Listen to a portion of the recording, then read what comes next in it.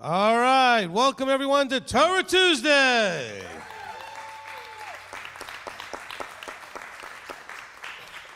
All right, fantastic.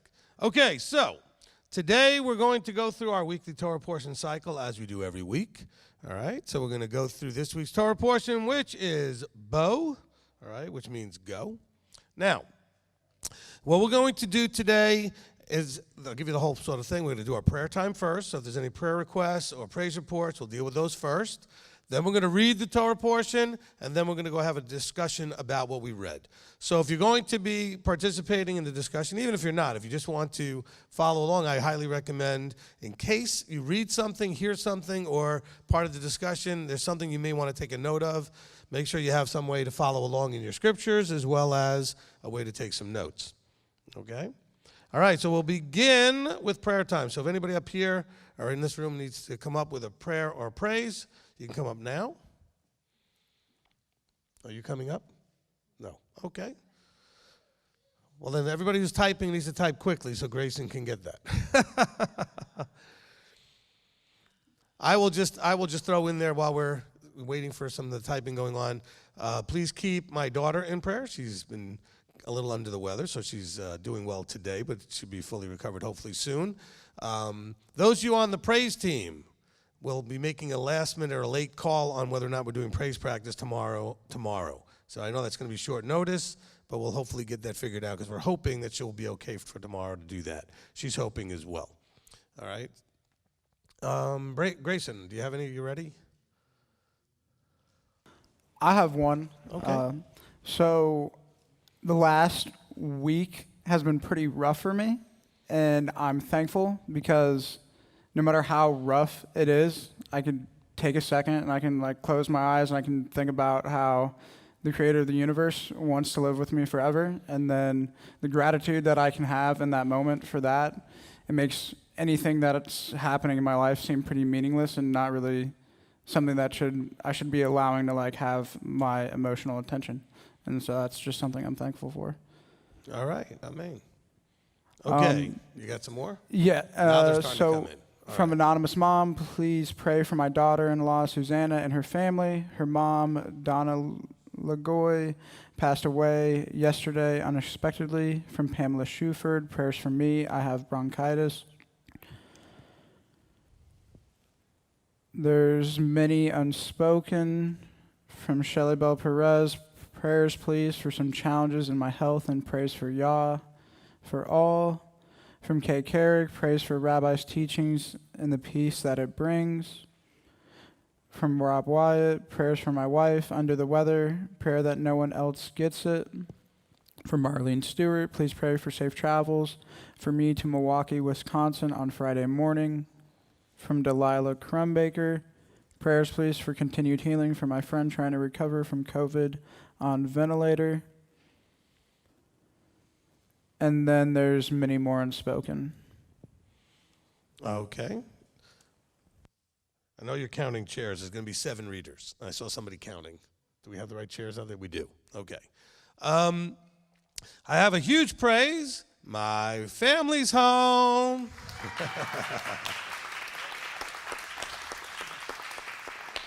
All right, so Rebbitzon's back with the children, and she's here tonight. So, I know you're all excited to see her. Not as excited as me. Okay. Anyway, so I got the family back. I'm mostly recovered from my little head cold thing, whatever I was going through, but I had a full day of counseling today with people, so I got a lot of work done, so that was good. And I think I have a full plate the whole rest of the week. So, because I was not taking calls for a couple of days, so of course it piles up. So you can keep that in prayer, but it was good to get back to work with all that today.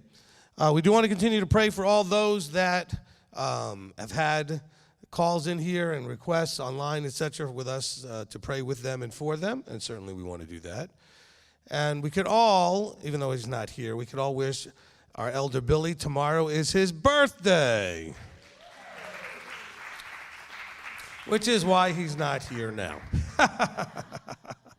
I gave him the next 2 days off. So he's going to enjoy his birthday, and you guys can all beat up on him when he gets back. All right. Anyway, So let's go ahead and get started then. We'll have somebody open us in prayer and prayer for the praise and the prayer. Did you get more while we were waiting?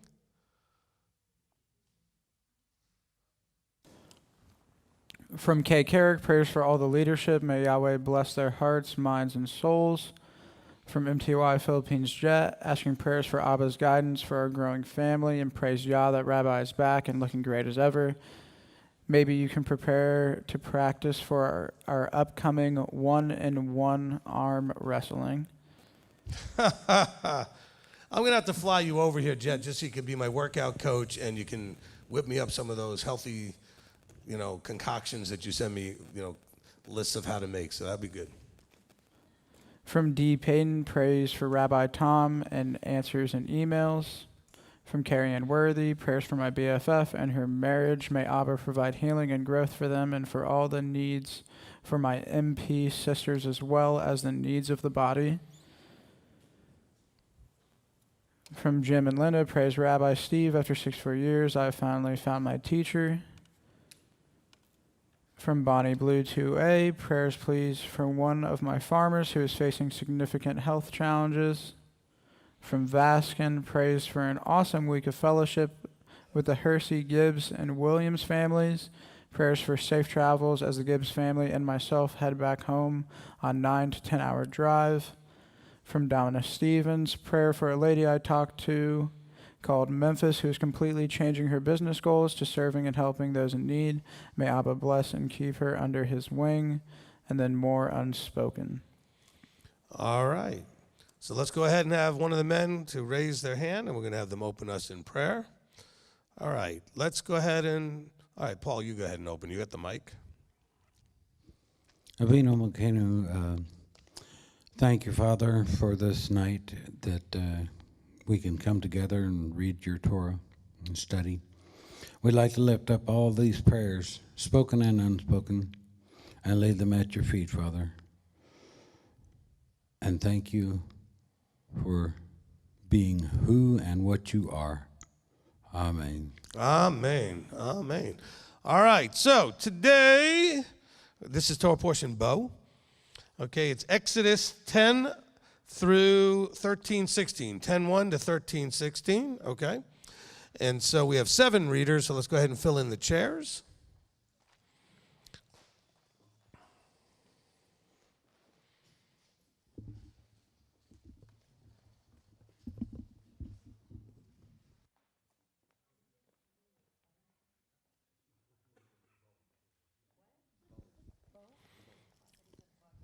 Okay.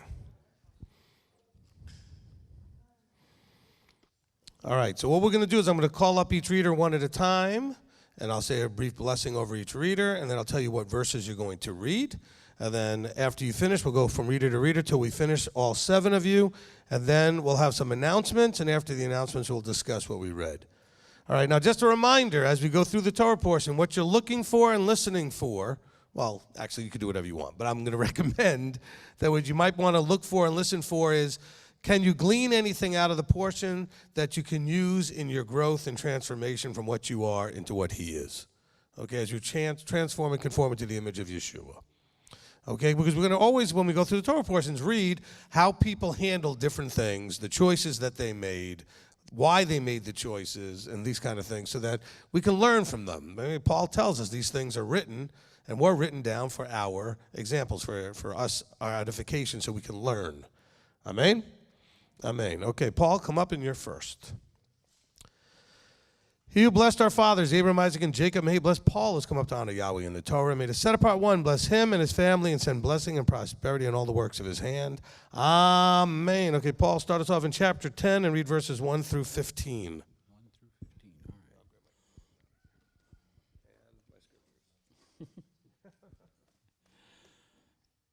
And Yahweh said to Moshe, go into Pharaoh, for I have hardened his heart and the hearts of his servants, so that I show these signs of mine before him, and that you relate in the hearing of your son and your son's son what I have done in Mitzrayim, and my signs which I have done among them, and you shall know that I am Yahweh. And Moshe and Aaron came in to Pharaoh and said to him, Thus says Yahweh Elohim of the Hebrews, till when shall you refuse to humble yourself before me? Let my people go, so they may serve me. Or else, if you refuse to let my people go, see, tomorrow I am bringing locusts within your borders, and they shall cover the surface of the land, so that no one is able to see the land, and they shall eat this rest of what has escaped, which remains to you from the hail. And they shall eat every tree which grows up for you out of the field, and they shall fill your houses, and the houses of all your servants, and the houses of all the Mitzrites, which neither your father nor your father's father have seen since the day that they were on the earth to this day. Then he turned and went out from Pharaoh. And Pharaoh's servants said to him, Till when would this one be a snare to us? Let the men go, so they serve Yahweh their Elohim. Do you not yet know that Mitzrayim is destroyed? And Moshe and Aaron were brought back to Pharaoh, and he said to them, Go serve Yahweh your Elohim, who are the ones that are going. And Moshe said, We are going with our young and our old, with our sons and our daughters, with our flocks and our herds we are going, for we have a festival to Yahweh. And he said to them, Let Yahweh be with you as I let you go, as I let you and your little ones go. Watch, for evil is before your face. Not so. You men go now and serve Yahweh, for that is what you desired. And they were driven out from the presence of Pharaoh. And Yahweh said to Moshe, Stretch out your hand over the land of Mitzrayim, for the locusts to come upon the land of Mitzrayim, and eat every plant of the land, all that the hail is left. And Moshe stretched out his rod over the land of Mitzrayim, and Yahweh brought an east wind the land all that day and all that night. Morning came, and the east wind brought the locusts. And the locust went up over all the land of Mitzrayim, and settled within all the borders of Mitzrayim, very grievous. There had never been locusts like them before, nor would there be again like them. And they covered the surface of all the land, so that the land was darkened, and they ate every plant of the land, and all the fruit of the trees which the hail had left. And no greenness was left on the trees, or on the plants of the field, in all the land of Mitzrayim. Amen. Amen. Thank you, Paul. Okay, Ashley. He who blessed our fathers, Abraham, Isaac, and Jacob, may he bless Ashley, who's come up to honor Yahweh in the Torah. May the set apart one bless her and her family and send blessing and prosperity on all the works of her hands. Amen. Okay, now you're going to take us from verse 16 to the end of the chapter. Thank you. Pharaoh then called for Moshe and Aaron in haste and said, I have sinned against Yahweh, your Elohim, and against you. And now please forgive my sin only this once, and pray to Yahweh, your Elohim, that he would only turn away this death from me. And he went out from Pharaoh and prayed to Yahweh. And Yahweh turned a very strong west wind, which took the locusts away and blew them into the sea of reeds. Not one locust was left within all the border of Mitzrayim. However, Yahweh straightened the heart of Pharaoh, and he did not let the children of Israel go. And Yahweh said to Moshe, Stretch out your hand towards the heavens, and let there be darkness over the land of Mitzrayim, even a darkness which is felt. And Moshe stretched out his hand towards the heavens, and there was a thick darkness in all the lands of Mitzrayim for 3 days. They did not see one another, nor did anyone arise from this place for 3 days, while all the children of Israel had light in their dwellings. And Pharaoh called to Moshe and said, Go, serve Yahweh, only leave your flocks and your herds behind. Let your little ones go with you too. But Moshe said, You yourself are to provide us with slaughterings and ascending offerings to prepare for Yahweh our Elohim. and our livestock are left to go with us too. Not a hoof is left to be left behind, for we have to take some of them to serve Yahweh, our Elohim, and we ourselves do not know with what we are to serve Yahweh until we come there. However, Yahweh straightened the heart of Pharaoh, and he said he would not let them go. And Pharaoh said to him, "Get away from me, watch yourself, and see my face no more, for the day you see my face, you die." And Moshe said, "You have spoken rightly. Never again do I see your face." Thank you, sir. Amen. Amen. Thank you, Ashley. All right, Janet. He who blessed our fathers, Abraham, Isaac, and Jacob, may he bless Janet, who's come up to honor Yahweh in the Torah. May the set apart one bless her and her family and send blessings and prosperity in all the works of her hands. Amen. Are you going to take us now to chapter 11 and read verses 1 through 10?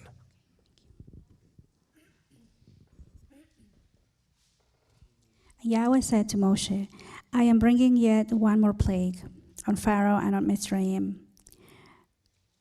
After that, he is going to let you go from here. Where he lets you go, he shall drive you out from here altogether. Speak now in the hearing of the people, and let every man ask from his neighbor, and every woman from her neighbor, objects of silver and objects of gold. And Yahweh gave the people favor in the eyes of the Mitzrites. And the man Moshe was very great in the land of Mitzrayim, in the eyes of Pharaoh's servants, and in the eyes of the people. And Moshe said, Thus said Yahweh, about midnight I am going out into the midst of Mitzrayim, and all the firstborn in the land of Mitzrayim shall die, from the firstborn of Pharaoh who sits on his throne, even to the firstborn of the female servant who is behind the handmill, and all the firstborn of cattle. And there shall be a great cry throughout all the land of Mitzrayim, such as has never been or ever shall be again. But against any of the children of Israel, no dog shall move its tongue against man or against beast, so that you know that Yahweh makes distinction between Mitzrayim and Israel. And all these servants of yours shall come down to me and bow down to me, saying, Get out, you and all the people at your feet, and after that I shall go out. And he went out from Pharaoh in great displeasure.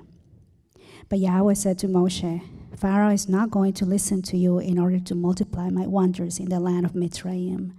And Moshe and Aaron did all these wonders before Pharaoh.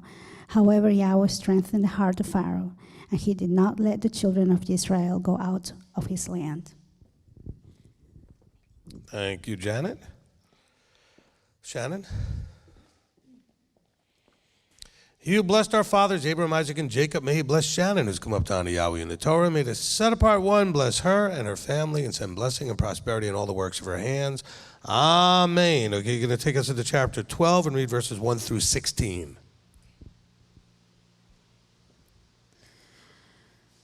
And Yahweh spoke to Moshe and to Aharon in the land of Mitzrayim, saying, This new moon is the beginning of new moons for you.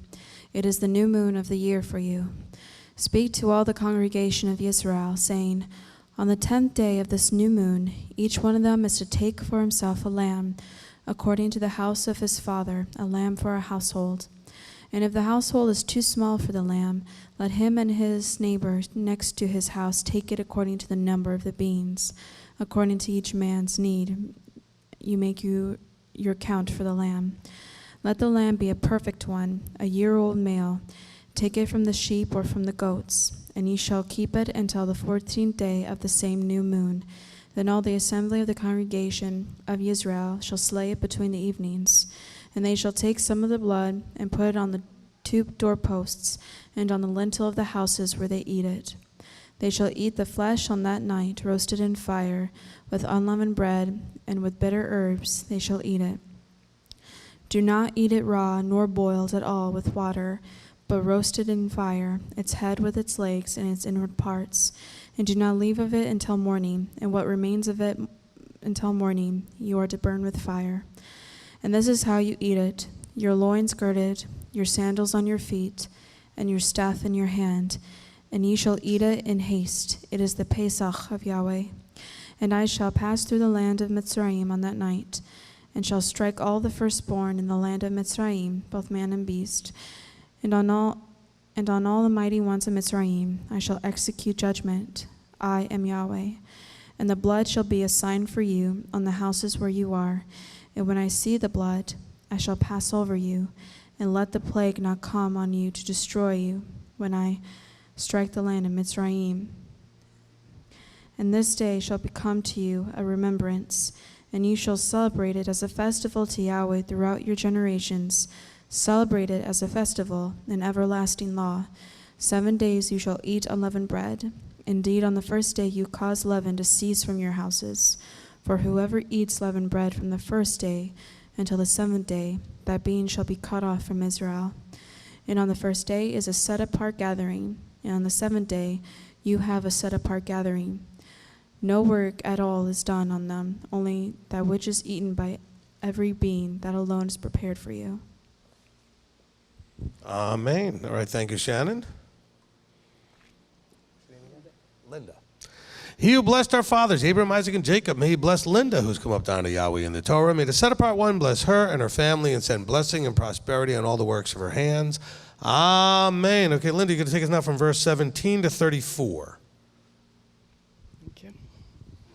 And you shall guard the festival of Matzot, for on this same day I brought your divisions out of the land of Mitzrayim.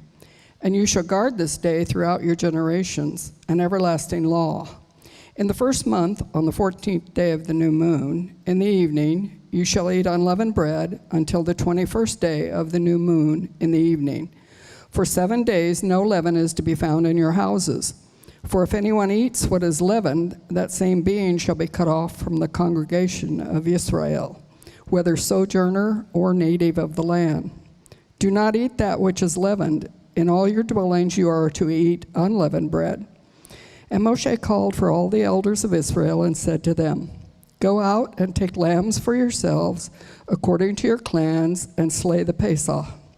And you shall take a bunch of hyssop and dip it in the blood that is in the basin, and strike the lintel and the 2 doorposts with the blood that is in the basin. And none of you shall go out of the door of his house until morning.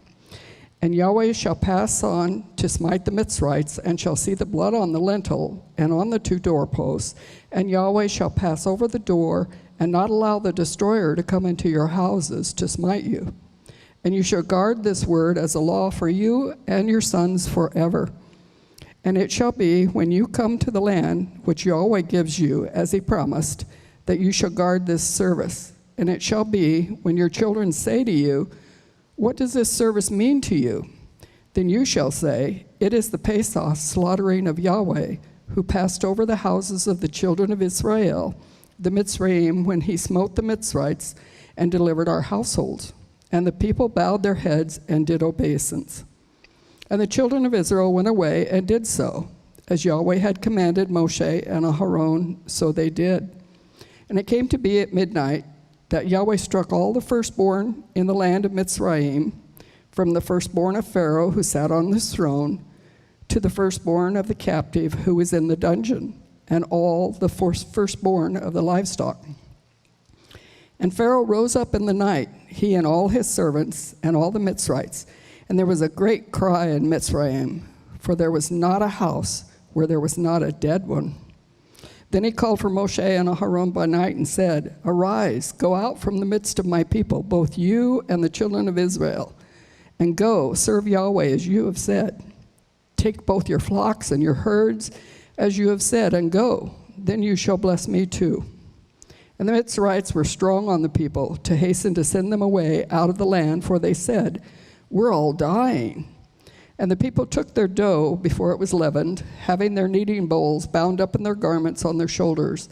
And the children of Israel had done according to the word of Moshe, and they had asked from the Mitzrites objects of silver and objects of gold and garments. And sorry. That's okay, you got on a roll. Okay. Come on up. Anthony. He who blessed our fathers, Abraham, Isaac, and Jacob, may he bless Anthony who's come up down to Yahweh in the Torah. May the set apart one bless him and his family and send blessing and prosperity in all the works of his hands. Amen.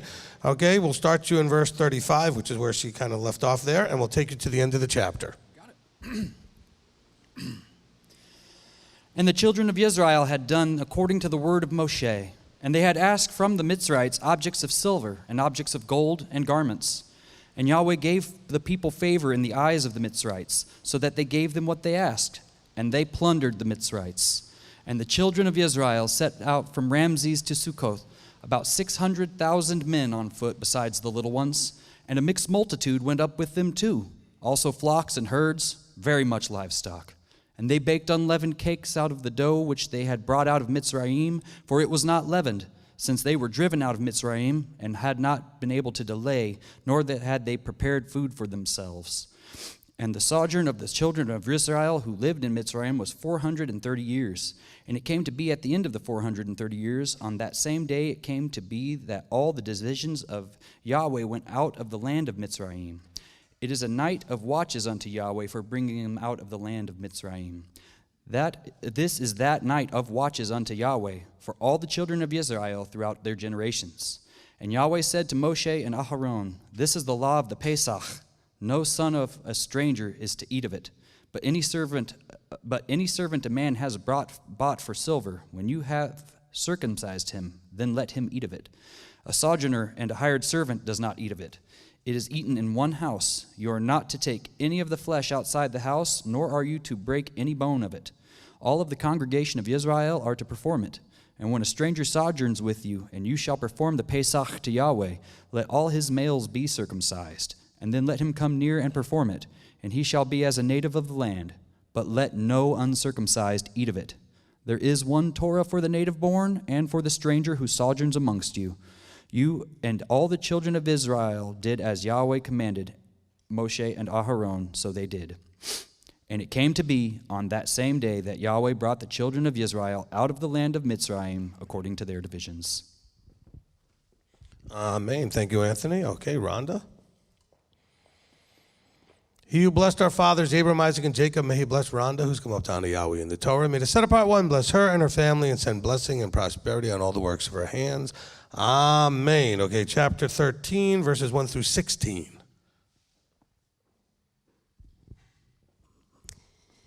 And Yahweh spoke to Moshe, saying, Set apart to me all the firstborn, the one opening the womb among the children of Israel, among man, among beast, it is mine. And Moshe said to the people, Remember this day in which you went out of Mitzrayim, out of the house of slavery, for by strength of hand Yahweh brought you out of this place, and whatever is leavened shall not be eaten. Today you are going out in a new moon of Eve. And it shall be, when Yahweh brings you into the land of the Canaanites, and the Hittites, and the Amorites, and the Hivites, and the Jebusites, which he swore to your fathers to give you, a land flowing with milk and honey, that you shall keep this service in this new moon. 7 days you eat unleavened bread, and on the seventh day is a festival to Yahweh. Unleavened bread is to be eaten the 7 days, and whatever is leavened is not to be eaten with you, and leaven is not to be seen with you within all your border. And you shall inform your son in that day, saying, It is because of what Yahweh did for me when I came up from Mitzrayim. And it shall be as a sign to you on your hand, and as a reminder between your eyes, that the Torah of Yahweh is to be in your mouth, for with a strong hand Yahweh has brought you out of Mitzrayim. And you shall guard this law at its appointed time from year to year. And it shall be, when Yahweh brings you into the land of the Canaanites, as he swore to your fathers and gives it to you, that you shall give over to Yahweh every one opening the womb, and every firstborn that comes from your livestock. The males belong to me, to Yahweh. But every firstborn of a donkey you are to ransom with a lamb, and if you do not ransom it, then you shall break its neck.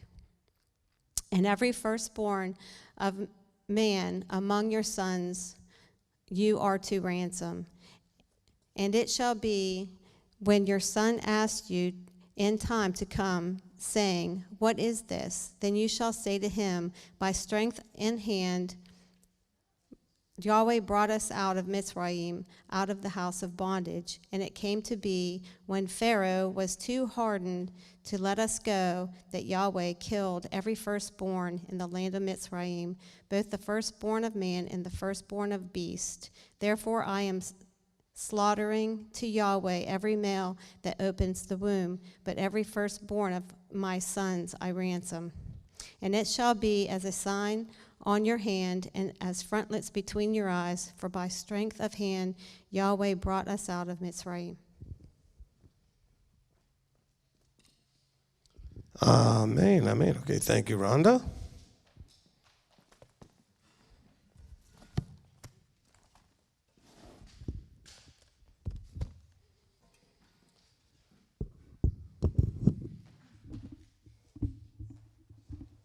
Probably should have muted that before I put it in and out of the mic stand. All right, thank you all you readers. Excellent job today. The traditional blessing after the Torah reading, Baruch atah Yahweh Eloheinu melech haolam, asher natan lanu torat emet v'chayei olam natah b'tochenu, Baruch atah Yahweh noten haTorah, Amen. Blessed are you, Yahweh our Elohim, King of the universe, who has given us a Torah of truth and has planted eternal life in our midst. Blessed are you, Yahweh, giver of the Torah. Amen. Amen. All right. Announcements time. Okay, so first I want to welcome our guests. How many we got on there? 190. Okay, 190 computers logged on following along today. Welcome to all of you on there. I know a lot of you are regulars. Some of you are guests.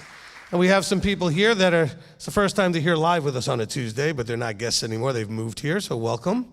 Okay, fantastic. Okay. All right, so we do want our guests to feel welcome. We are, after all, children of Avraham, and we should exemplify, easy for me to say, exemplify the trade of hospitality, and we should help you feel welcome. Also, to those of you online, please respect the leadership in the chat room. That would be our Shamish team in there of Kurt and Rob, as well as we've got Grayson and Shane in the back kind of keeping an eye on things. So please be respectful that you are a guest. Look, you may be enjoying this, you may not. After all, we didn't get to the discussion part. Then we can really get you aggravated. So that was just a warning in advance. Well, because we sometimes have ideas and understandings that may be different than yours. And that should be okay. And if you disagree enough, then maybe this isn't the right place for you. And if you disagree enough, maybe you're willing to listen and see if maybe you need to change a little bit. I don't know. But what we do ask you to do either way is to be respectful. All right? Okay. Because we are making an honest effort here to try to be honoring to our Heavenly Father as we study His Word. And that should be all of our approaches to this. This way we should all be approaching it. All right, so if you just found us and you're a guest, some of the things that we do here, we do this every Tuesday night. So every Tuesday night at 6:30, we go about 2-3 hours, so I don't know how long this will end up going, but it's somewhere in that range. We obviously, if you just got here now, you're not aware of what we did, but we start off with prayer. Anybody has a prayer need and that kind of thing, then we read the Torah portion, and then we discuss the Torah portion, right? We're doing the announcements here in the middle. So you're welcome to come and meet with us here on YouTube every Tuesday night. All right, then we also stream on Saturdays. Okay, Saturdays we stream live at 1:15 p.m. Eastern Time. The stream actually starts at 1, we go live at 1:15. During the first 15 minutes, we'll have announcement slides, music, maybe clips from some of the teachings going for that first 15 minutes. Then the shofar will blow at 1:15 and we get the service started. The service runs till about 5:30. So just be prepared to spend a good, long, enjoyable Shabbat afternoon with us, okay? All right, then our Tuesday night program that we do also has a youth program that goes along with it. It's called Parsha Pearls. Okay, which is the youth version of going through the Torah portion cycle. So as you go through the yearly cycle from Genesis to Deuteronomy, we have a program for the children, does the same thing. This program is a PDF. It's a free program. You get it by going to ymtoi.org. Our main website is mtoi.org, so stick a Y in front of that, right? YMTOI, Young Messianic Torah Observant Israel.org.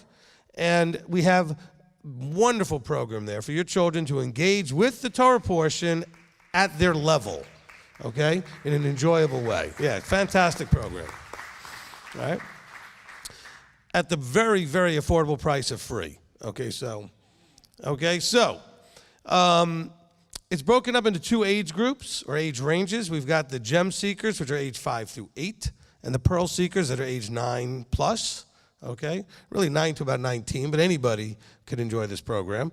And so each PDF is about 30-something pages long, and it has in it a lesson from that week's Torah portion, lesson questions, Hebrew word studies in the form of flashcards from a couple of the words from the Torah portion, memory verses, word searches, crossword puzzles, mazes, crafts, notebook pages, coloring pages, songs, and snacks, all related to that Torah portion. So none of this is like, hey, here's the Torah portion, here's some fun activities. They're all Torah portion related. Okay, it's a fantastic program. Please enjoy it. Use it with your Sabbath schooling. Use it with your homeschooling. We use it here with our Sabbath school. Okay, again, it's free at ymtoi.org. All right, we also have audio scripture readings. Okay, they're done by our own Shira Wendling. And I know Shira was a little bit under the weather, so please keep her in prayer. Okay, so if you like to hear the word read, or if you may want to take a shot at that if you've not done it before, if you go to MTOI.org under media, under audio scripture readings, all of it from Genesis to Revelation is there. You can download it. It's free. You can listen to it right on the website. And the first 5 books are broken up into the Torah portions. So you can listen to this week's Torah portion right there on the website. We also have a thing called Torah Time, okay? Now, Torah Time, and I think I'm going to change that to Teen Torah Time to make it more clear. Although I had someone today try to convince me they were 61 teen. So somebody tried to do that. Okay, so we're talking 13 through 19. So if you're a teenager, we have a Torah Time with Rabbi Tom Mitchell. It's Thursdays at 1 o'clock in the afternoon, Eastern Time here. There's a link on Zoom. This is a Zoom program. It's interactive with the rabbi. And you can get that link by emailing torahtime@mtoi.org. It's an automatic responder, so you'll just get the link sent to you. We've been enjoying, upwards of about a dozen teenagers from around the world in the program as we just launched it recently. So it's fantastic to see the participation and that we're reaching people basically all over the world. It's fantastic. I know some of them have some time zone challenges, but we are enjoying the people that are able to come. So that's every Thursday, and it runs about 45 minutes to an hour. It's not a very long program, and the kids are getting a great, a lot of benefit out of it. Okay, then we have our zone meetings. Now we're going to get into our meetings that are also available to you as a group. Now, the zone meetings are our effort to interact with people around the world when it's still Shabbat where they are. So we've basically broken up the world into 3 different zones. I call them zones because I like time zone ranges. Okay, so Zone 2 is our next one coming up. That's on January the 8th. And Zone 2 is like the UK, Europe, Africa, okay, places that are in those time zone ranges. And everybody is welcome to come to these meetings. They're on Zoom. The Zone 2 and Zone 3 are both on Zoom. Zone 1 is live here on YouTube. I'll explain in a minute. So the Zone 2 meeting, it's on Zoom. You can get the email, the link by emailing us at zoom@mtoi.org. Again, it's an autoresponder. We'll send it to you. If you've been to the meetings before, it's the same link that you've been using, so that'll work just fine. The meetings are open to everyone. It's an international Shabbat Q&A, which means the people that live in the zone will be the ones asking the questions. Okay? The rest of you can be there to enjoy the answers and the interaction and to meet people from around the world that are trying to walk out the same walk you are. Okay? Also on January the 8th, because we did not do Zone 1 last time. Let's go back to Zone 2. That's at 10 a.m., just to remember. All right, 10 a.m. Eastern Time, Zone 2. It's always going to be the second Saturday of the month. Now, Zone 1 is usually the first Saturday of the month, but I was not available last week. I was under the weather, so we're going to do Zone 1 this week. So later that morning, early afternoon from the Zone 2, later that day when we have our services, Zone 1 is during the service, during the message part of the service, every first Saturday of the month usually. But we're going to do it this coming Saturday because we missed it last time, okay? And so that will be on the 8th this time. And that's the UK, that's the United States, Canada, Mexico, South America, Central America, all the islands that are in those same time zone ranges. And again, they will be the ones asking the question. Now, for all of you that are here locally, we're letting the live streamers ask the questions first, because last time I didn't really leave them much time, okay? So we're going to let them ask the questions first. All right, then we have Zone 3. Zone 3 is the third Friday of the month. Those are people that live in Australia, New Zealand, Japan, the Philippines, Malaysia, Indonesia, China, Singapore. They all are in that range of 12 to 17 hours ahead of us. And so they are going to be on a Friday night, so it's still Saturday morning or afternoon where they are. Okay, so that's on January the 14th, that Friday, the third Friday of the month. And that's at 10 p.m. Eastern Time, Friday night, okay? Wherever you live, unfortunately, you'll have to do the math yourself because there's too many places I could be giving with too many different time zones. All right, if you have questions, okay, and we've had some people get this confused and they email us and they get mad at us when we don't respond. Let me explain how this questions email works. This is a suggestion box. That's all it is. That means that you have questions that you think would be good for being asked during a zone meeting because it would benefit a lot of people. Because you know how sometimes you have a question, you know you're probably the only one asking it, and other questions you're like, wow, I bet you a lot of other people have the same question. Well, if you think there's a question that maybe other people could really benefit from the same, having the same question answered, then submit it here to questions@mtoi.org. And if we have you also note in the email, in the subject line would help, what zone you live in. Now, if you don't know what zone, just put what country you're in. We'll know what zone it is, okay? And then we'll know to use that question if we do get to use it during one of those zone meetings. Key, if we do get to use it, okay? Doesn't mean that you send it here. It will definitely be answered. If you want your questions answered, you have to go through the normal channels of either admin@mtoi.org or calling us. Okay, admin@mtoi.org or calling us. Okay, our number here is 423-250-3020. Just give us a call, and we can make an appointment to have somebody answer your question. Okay, now, and also if you have WhatsApp, if you want a Zoom session, there's lots of different ways that we can interact with you. If you email us and want to actually have us interact and talk about your question, you can schedule that as well. Okay? All right. Okay, let's get to the calendar now. Now, first of all, the calendar on the website, I realized had a little bit of mistakes here or there, so you may want to download the new one that Tommy just uploaded for us. So we have a new one. Just a couple of minor things. I think the calendar actually had Erev Shabbat last Friday when it's really this Friday. That was my mistake on the calendar on the site, so that confused a lot of people. My fault. All right? It was the first Friday on my calendar. It wasn't the first Friday in January. Okay? That was the problem with it. All right. And so the calendar also had another challenge in March. I had the wrong name of the new moon for March. So for some reason, I copied and pasted it into different months and forgot to change it. So all of that has been fixed, and so you can download a new one. It's already there, so you can get it. Okay, so first thing coming up is our Erev Shabbat, which is this Friday. And all calendars aside, unless you heard me announce it differently, it's always going to be the first Friday of the month, okay? And so unless I make a different announcement because there's a reason to have it on a different day because something else is happening, it's the first Friday of the month. And last Friday was not the first of the month. It was the last of the last month. It was December 31st. Okay, so that being said, so we're going to get together. We want to start the service at about 6:30. So try to get here a little earlier. If you're bringing your food, you need to get it set up in the kitchen. Okay, we're going to be doing this our normal Shabbat style. So it's picnic style. You're bringing food for yourself and your family and maybe a little for other people. All right, and our service will start at 6:30. All right, we don't stream that. That's just for the locals here, at least at the moment. Next on the calendar is our leadership meetings. That'll be on this coming Sunday. Okay?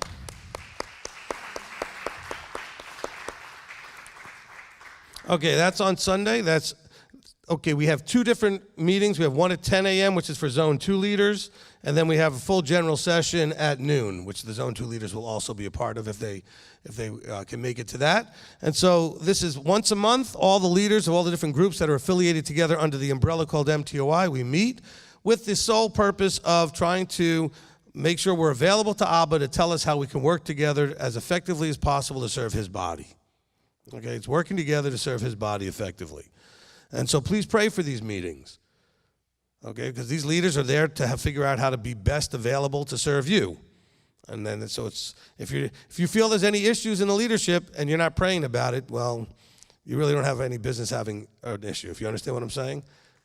Because really, that's if you have an issue, and there can be issues. We're human beings trying to do this. And so as we make the effort, pray about it. All right, pray. Abba knows. He's the one if we'll put it that way, if he put us in these positions, then he will have it fully under control. All right, okay? All right. Then we have coming up in February 1st, we don't have a slide for this, but that's our next Rosh Chodesh. We just had our Rosh Chodesh on Sunday night. So the next new moon will be on February 1st. Okay, that's also a Tuesday. And so we're going to have our Torah study and our Rosh Chodesh service the same night. We will likely do the Rosh Chodesh service during this time, like the announcements time. So we'll do the Torah study part where we do the readings, because it will be Rosh Chodesh after sundown, because Wednesday is the first of the month. So we'll wait for after sundown. During the announcements, then that's when we're going to do the Rosh Chodesh service. So that will be a combined Rosh Chodesh and Torah study for the month of Adar 1, right? So it's 2 Adars this year. So it's Adar 1. Okay. Then we have Purim. Okay? Yeah. Chag Purim. Never mind. Okay. We'll sing that in March. Okay, so on Thursday night, March 17th, is our Purim celebration. We're going to have dinner, and we're going to read the book of Esther. And I appreciated that last time when Billy was announcing things, he even said the word Megillah. He tried to pronounce it. That was good. Okay, so the Megillot are these writings, these books. And so the one that gets referred to most of the time is the book of Esther as the Megillah. Okay, so we'll be reading the book of Esther and having dinner together on Thursday, March 17th. And then we have Passover. All right, Pesach 2022. And I have a text from somebody telling me how many we've got there. We've got 227 registered right now. And it's just barely January. So for all of you on the staff, be afraid. Be very afraid. We are probably going to go north of 400 without any problem. Okay? All right. Awesome. So that's April the 15th to the 24th. Okay, so Passover meal. And actually, this Torah portion covers all of this, right? There's 2 different things that are in this Torah portion regarding the Passover. You have performing the Passover, and then you have eating the Passover. And if you don't understand all of that, I'm not going to explain it tonight. I have a thing called Passover Q&A. You need to listen to that. Okay, so that's all explained in part 1. Okay, listen to Passover Q&A part 1, and it will explain the whole differences between performing and eating. Now, we do not perform the Passover anymore. That would be the selecting out of the lamb and then slaughtering it and all that kind of thing. We don't do that anymore. What we do is we eat the Passover as a commemoration of the meal. And so there's instructions about in these chapters that we read in this Torah portion, specifically chapter 12 into 13, on how to do this, like what do you do, when do you do it, who gets to do it, and we'll talk about some of that, but it's a lot more detailed in the Passover Q&A teaching, all right? So April 15th, that Friday night, is the meal. Okay, then Saturday's the holy day on the 16th, and the last day holy day is on the 22nd, which is a Friday. And so that Friday, of course, goes right into Shabbat. So the holy day goes right into Shabbat. So we're going to stay through that Sunday, the 24th. Okay? There's going to be, I think we already have the event schedule up there, right? Okay, there's a schedule of events already on the site. You can look at that if you want to register. We prefer that you call 423-250-3020. If you want to fill out the form yourself and mail it in or email it to us, the form is on mtoi.org/Passover. The registration form. There's also a PayPal button there so that you can pay with your credit card or with PayPal if you want to pay on the website.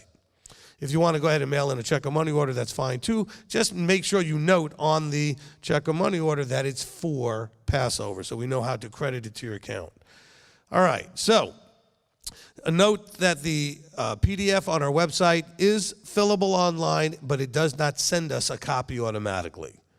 So if you're filling it out online, you still need to save it to your computer and email it to us, or save it or print it and then mail it, physically, snail mail it to us by printing it out. Okay? Because I know that confused some people last time. They could fill it out online and they just assume once they did that we would get it. We don't have that yet set up. All right? but it may be easier for you to type it in, so that's great. All right, so if any questions, just go ahead and contact us, and we'd be happy to answer that and help you get registered. Okay, fantastic. All right, so that's going to cover it for our announcements. Let's go ahead and get ready for the discussion. Okay, so a reminder. So what we're going to do today when we discuss this portion is we're going to try to go chronologically. Let's start with chapter 10 issues and work our way to 13. And we're going to have people out here. If you want to start lining up, you can, and we're going to have some online. We'll start out here to give the online people some time to start typing in. And so who would like to go first with chapter 10? All right, Taylor. Okay, I had a question about, I don't know which verse it is in, but when Pharaoh, when Moshe came to Pharaoh, and then when he took away the turmoil and everything that was happening, the locusts, I was trying to see with that, I was relating that to when I have bad moments and then God sort of takes it away. How do I keep myself from getting into the mindset that Pharaoh was in? I know he wasn't doing it with he didn't believe, not believe in Elohim, but he wasn't like that. But for me, how do I not get into that forgetful state, with blessings? Okay, I understand what you're saying. Okay. All right, so the question, I guess what you're trying to say is this. When we're in a bad place, when we're in a struggle of any sort, and whatever our attitude may be and whatever's going on, and then he intervenes in some way, are we very quick to end up back where we were before? Or did we, are we quick to forget what he just did for us? And that's kind of what you see Pharaoh doing. Now, it does say that Yahweh strengthened his heart, but he strengthened it in the direction it wanted to go. Pharaoh did not want to let them go. But when he was experiencing one of the plagues, he just wanted those plagues to end. And he said, oh yeah, I'll do whatever. I'll do anything you want. Just make this end. And then as soon as it ended, he was like, okay, no, forget it. I'm not letting you go. And that's a great, little nugget that you picked out of there, because I think we can all fall into that, where we're going through something and we just want it to end. And then when it ends, if we didn't Pharaoh didn't get the point, right? The whole point was to let them go, to realize they needed to be allowed to go. And we don't get the point either a lot of the time. Why is he allowing us to go through or causing us to go through some of the sufferings that we go through? If we're not figuring that out, then we will miss everything, things will be better, and we'll fall right back into the old behavior pattern because we will have learned nothing. So the whole experience would have been for nothing. So one of the things you may want to do to help kind of fix that problem is remind yourself that every experience, especially the negative ones, to have been worth anything, you must learn something from it and take that forward. If you're not looking for that and committed to that, then you will go through that cycle over and over again. You'll suffer. You'll get all repentful or contriteful. You'll yell out to Yahweh, and everything sounds like it's all great there. He'll go ahead and rescue you out of it, so to speak. And then if you didn't figure out why the whole thing was going on and what you're supposed to get out of it, you're going to find yourself right back there again. So a lot of it has to do with, are you paying enough attention as to what you're supposed to get out of the experience? Everything should have a purpose. If you can't figure it out, come and get counsel. Maybe through discussing it, we can come up with, what that might be about. Not because you tell me what happened and I'll just know, but I'll ask you questions. Well, what's been going on in your life, and what were you struggling with, and what was the issues? And we may come to figure out, oh, I need to change this. That's what he's trying to get my attention about. And then if I recognize that, I'm less likely to end up in the same place. Actually, I shouldn't say that. You'll end up in maybe similar places, but not for the same reason. Okay? In other words, there may be other things you still need to learn, which means you may end up in another problematic spot to get your attention about something else. But at least it'll be for a different reason. Does it make any sense? Okay, did that help? Yeah, that did. Thank you. Okay. Yeah, we'll do one question at a time, and you can get back in line. That's right, I forgot about that too. My I just wanted to make a comment on that. I'm starting to, with 10:1, I see that, I'm starting to really see that in full circle now with, everything that's going on with me and my mom and my dad. I remember counseling with Billy, with Elder, and he says, take this. If you don't want to try it again. And I'm just going, dah. So, forgive me, I just wanted to say that. And thank you guys for your counseling too. For 10:7, my question is, was this a prophecy, or did this person just want a way out of what he knew was coming? Because I can see myself in those situations a lot when I was growing up, and I'm just wondering if he kind of saw the line in the sand. No, I mean, look, when the guy said, you mean when he said, do you not know yet that Mitzrayim is destroyed? Is that what you mean? In verse 7? Yeah, that and till when would this one be a snare to us? Those two things. Well, I mean, look, they've been going through some things already. This is not the beginning of the plagues. They're in the middle of the plagues. And he's getting his advisors to say, look, when are you going to get this, Pharaoh? This guy's a problem for us. It's a snare. What's a snare? It's a trap. Until we get rid of this guy, we're going to keep having problems, is what they're figuring out. And he says, look, Egypt is already destroyed. It wasn't yet fully destroyed, but there was enough damage done that there was some serious rebuilding that was going to have to happen economically and other things. I mean, there was a lot of damage done. And so, I mean, they had not yet understood the depth of how destroyed it was going to be, but it was certainly destroyed plenty at this point if it had not gone any further. And so it's not so much prophetic. They were just simply saying, hey, Pharaoh, look, look at this. And yet, like typical, I'm going to sound maybe incorrect here in some ways to some of those politically correct people out there, this is a government problem historically. They're not paying attention while they're destroying and everything is getting destroyed around them. Okay, so this is nothing new, obviously. We see this today, we see it back then. All right? No, it's not that he had a Yahweh's heart. He just was looking at reality. He says, we're falling apart here. So you got to remember, the servants didn't have the ego or they weren't invested in the situation the way Pharaoh was. Pharaoh owned everybody. The servants were owned by Pharaoh too. So they weren't losing anything if Pharaoh would just let them go. Pharaoh would lose if he would just let them go. So they're just looking at it from their own lives saying, Pharaoh, I know you could care less, but we're all dying out here. Okay? All right. Okay, Isaiah. And then after Isaiah, we'll go to you. Okay?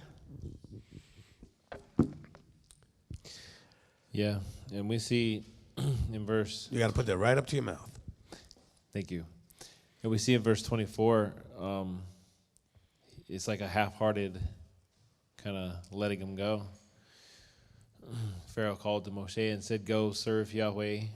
Only leave your flocks and your herds behind. Let the little ones go with you too. I mean, he knew that's how they wanted to go and worship Yahweh. But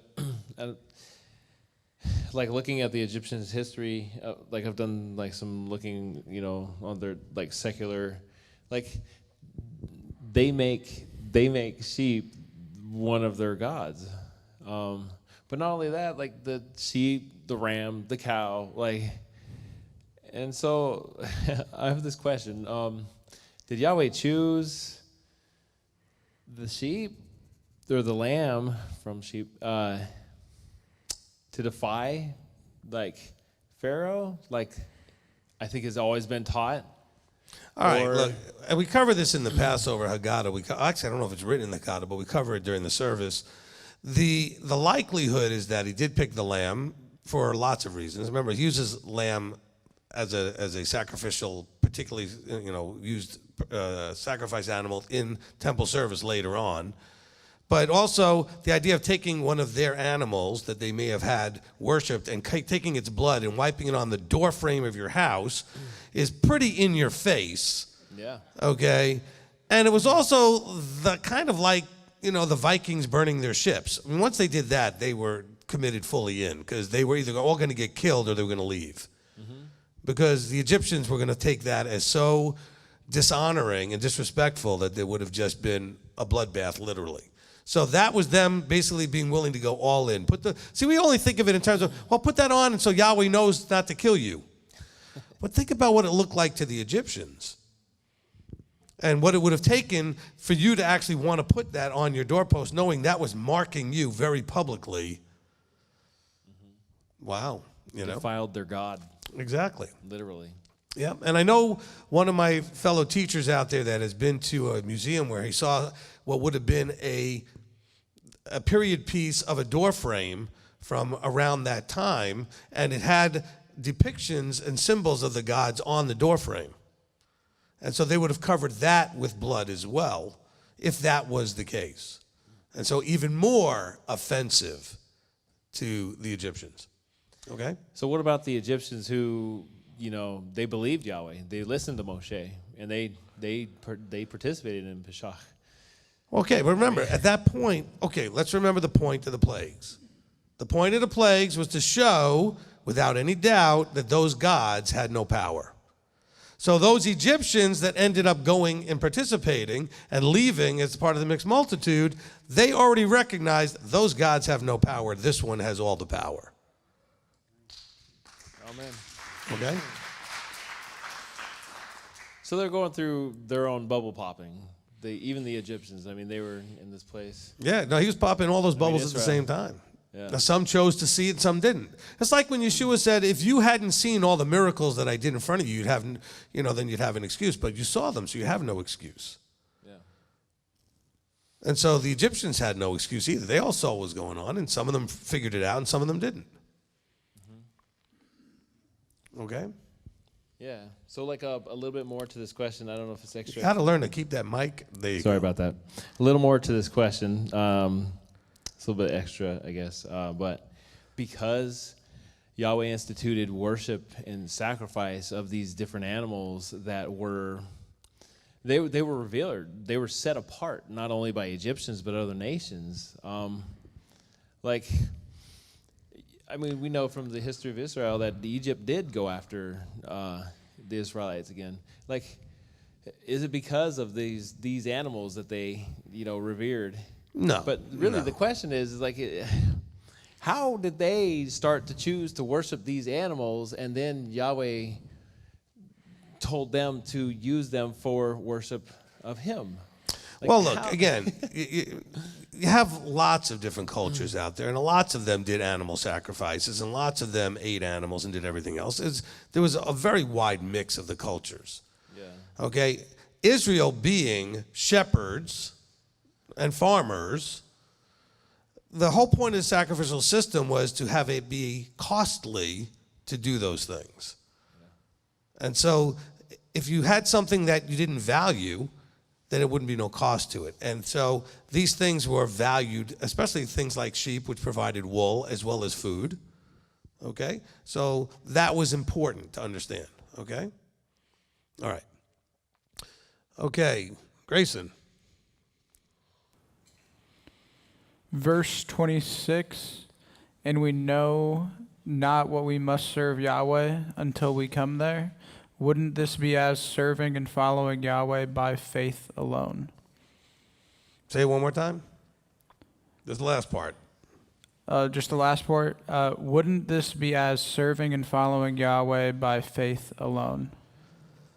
I don't know that I would word it that way, but I would agree. Okay, I have it in my notes as, this is just to show you, so that you can relate to it, that they did what they did, not fully understanding the plan. And you do what you do, not fully understanding the plan. So I wouldn't say that it's faith alone, because you're actually going to do something. And the faith alone people want to say that it's just faith and it's just some sort of idea and emotional thought about something as opposed to actually doing something.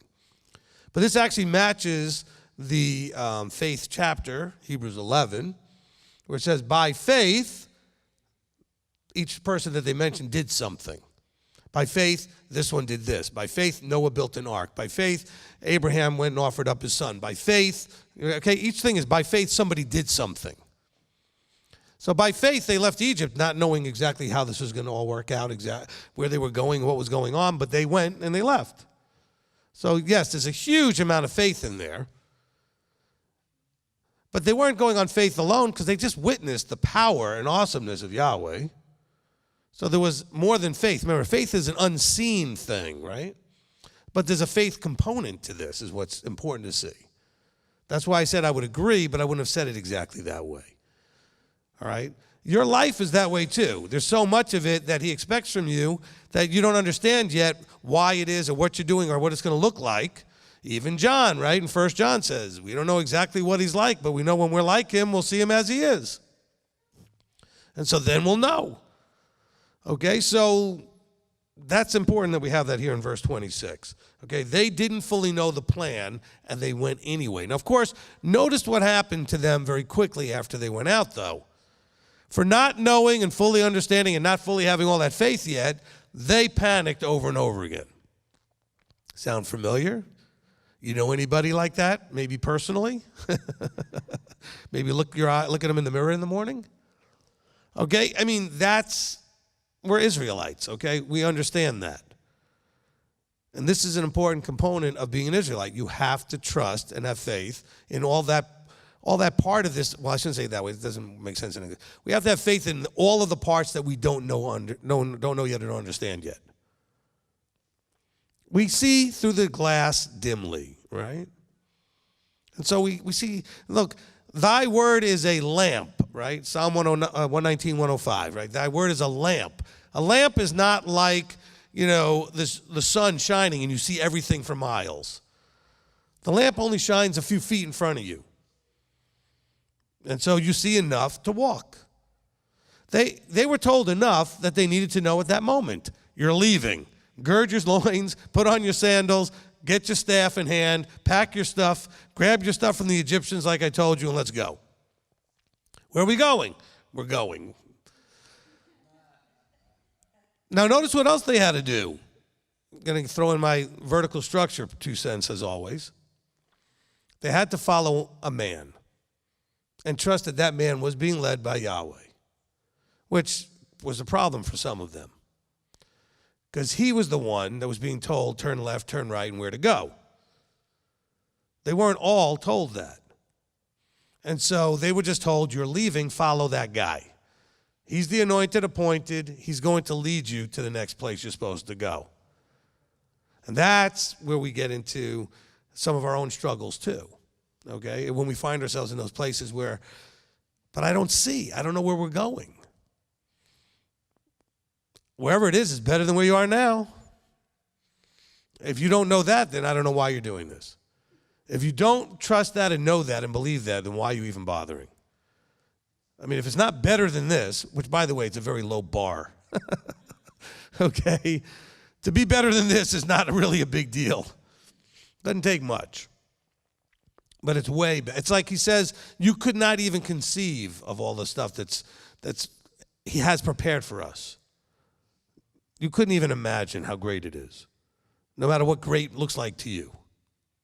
All right, next question. From Deliah Crumbaker, verse 28, how does Pharaoh say, see my face no more, for you will die? Then in chapter 12, 31, 32, he called for Moshe and Aharon and telling him to go and to bless him. Okay, so, remember what's happened in the meantime. This is a very important verse here. When he said that to Moses, if you understand the structure of authority, where you have the king sending a vassal, that vassal represents the king, the ambassador to that king. Moses was the ambassador to the king of the universe. What you do to that vassal is as if you're doing it to the king. See, we don't live in a society where we have that today, but if you go back into the Middle Ages, so to speak, and somebody came who was a representative of the king, you would treat them like they were the king. Because if the king found out you didn't, that he would feel like you treated him badly. So when Pharaoh threatens Moshe, it's like Pharaoh is threatening the king. He threatened to kill Moshe. And then the firstborns all died. Now, after that, we have a Pharaoh that's in a whole different heart and mindset when he calls for Aaron and Moses. Now he's ready to literally throw them out. Time to go. So that whole threat of death here has changed from the experience of all the death that came after that. Hopefully that answers the question. Okay, next.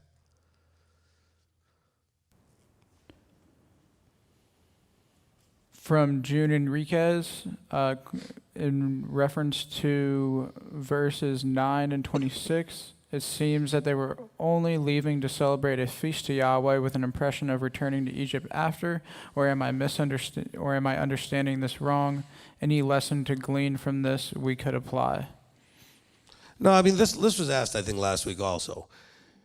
He told Pharaoh what he was told to tell him. He said, let us go 3 days journey and to have a festival. Of course, this doesn't play out exactly the same when it comes down to we're going to have the women, the children, the flocks, and everything go. Now, he didn't say let us go 3 days journey necessarily and then we're just going to return to necessarily. He said we're going to go 3 days journey and have a festival. And so we need to be free to do that. Why he chose to do it this way, I don't know. This is what we have, and this is what we know and understand. Pharaoh then wanted to clarify. Well, okay, the men only. Nope, we want the children too, and the flocks. And see, this was all about a little back and forth going on between Moses and Pharaoh. And so it wasn't something we need to glean anything out of, because there wasn't a festival that we know of that was scheduled at the times that Moses was saying we're going to go out and keep a festival. So we don't know what that festival would be. Next.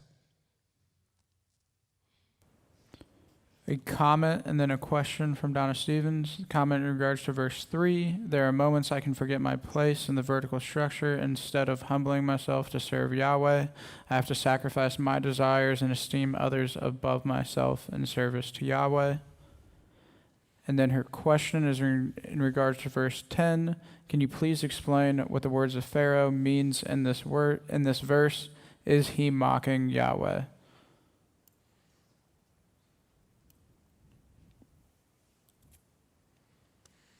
Okay, I'm not sure why. Okay, verse 10 says, and he said, let Yahweh be with you as I let you and your little ones go. Watch, for evil is before your face. He's simply saying, look, Moses asked, we are going with the young and the old and our sons in verse 9 and the flocks, etc., for we have a festival to Yahweh. And he said, let Yahweh be with you as I let you and the little ones go. But watch out, suffering is coming, evil, right? We have to understand what evil is, and that's why I've been doing this evil teaching. He says, for suffering is going to be before your face. Suffering, ruin, harm, etc. You want to do this, but it's going to go badly. You're going to bring down evil on yourself. If you don't understand why the word evil is here, then you have to listen to the teaching I'm doing now. Part 1 is posted, we'll be posting tomorrow, right? So this is the full teaching tomorrow, so posting of that. Or you can listen to the last 2 weeks of services where I started the teaching. All right? Well, I guess not 2 weeks, so the week before that I didn't teach, but in the last 3 weeks I did the first 2 parts of this teaching. Okay, so we're going to go back over to this side. You still on chapter 10? Okay, Janet. Well, you're going to do 10 first before we go to 11. Rabbi, 10:16, it says, Pharaoh then called for Moshe and Aaron in haste and said, I have sinned against Yahweh your Elohim and against you. And then 17, and now please forgive my sin, only this ones, and pray to Yahweh your Elohim that he would only turn away this death from me. So it makes me think about when I pray, like obviously these words were not really true, right? I mean, he wasn't really repentant. He was just saying that, I guess, to get them to go. I don't know if that's what... He was saying what he felt he had to say to get the result he wanted. He wanted it to end. He didn't believe in Yahweh, but he knew that Moses did. And he believed that Moses, whatever his relationship with this God, was bringing this suffering to him. And so he said, well, pray to your God. He's not my God. And get him to stop all this. And so he was just trying to find the words that would work with Moses.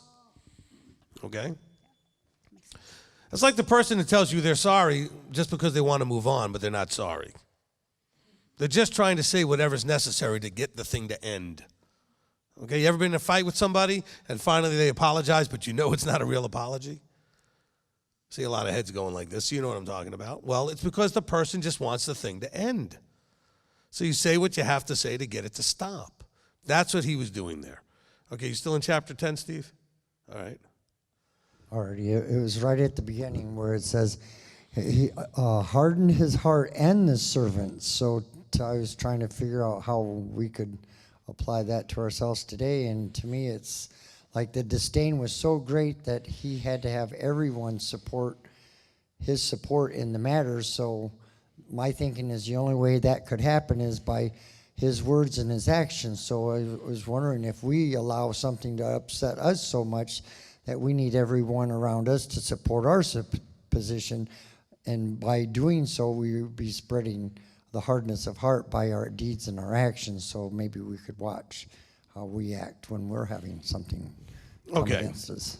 Absolutely. But notice something interesting here.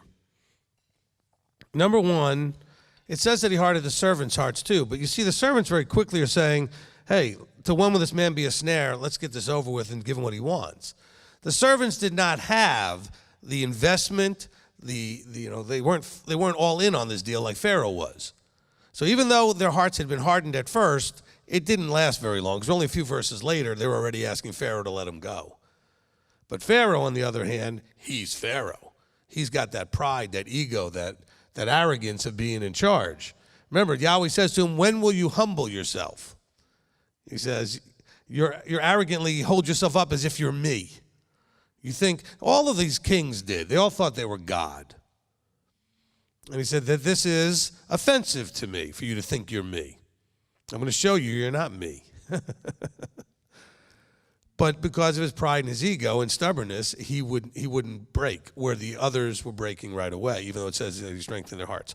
Now also, notice that in verse 1, it does tell us why Yahweh did all this. Okay, he said, he did it so that I show these signs of mine before him. He still wasn't finished undermining any idea that these false gods had any power. And so he tells us his reason for hardening the hearts right there. So that's an important part of verse 1. Okay, you still in chapter 10? Okay, so just wait a minute. Anything else on 10 back there? You'd already addressed verse 10, but Shelley Bell was wondering if you could expound on verses 10 and 11. There's nothing more I can say there. I mean, it's pretty straightforward. I mean, Pharaoh's saying, look, you go do this, you're going to bring suffering on yourselves, and, he knew that they wanted more. They wanted all of these things, the flocks and everything else. He says, no. He says, not so. Your men go, and that's it. Okay? So he's just blasting at Moses. And so this is him just spewing anger at Moses and saying, I'll give you, but I'm not going to give you what you want. I'll give you some of what you want. Knowing full well Moses wasn't going to take it anyway. All right, anything else? Chapter 10? Two more from Michael Condon, verses 9 through 12. It looks like Pharaoh's going, we already talked. From Rocky Mosley, verse 1, connects to Romans 9:18 through 21. Does it? Romans 9? What verse? Verses 18 through 21.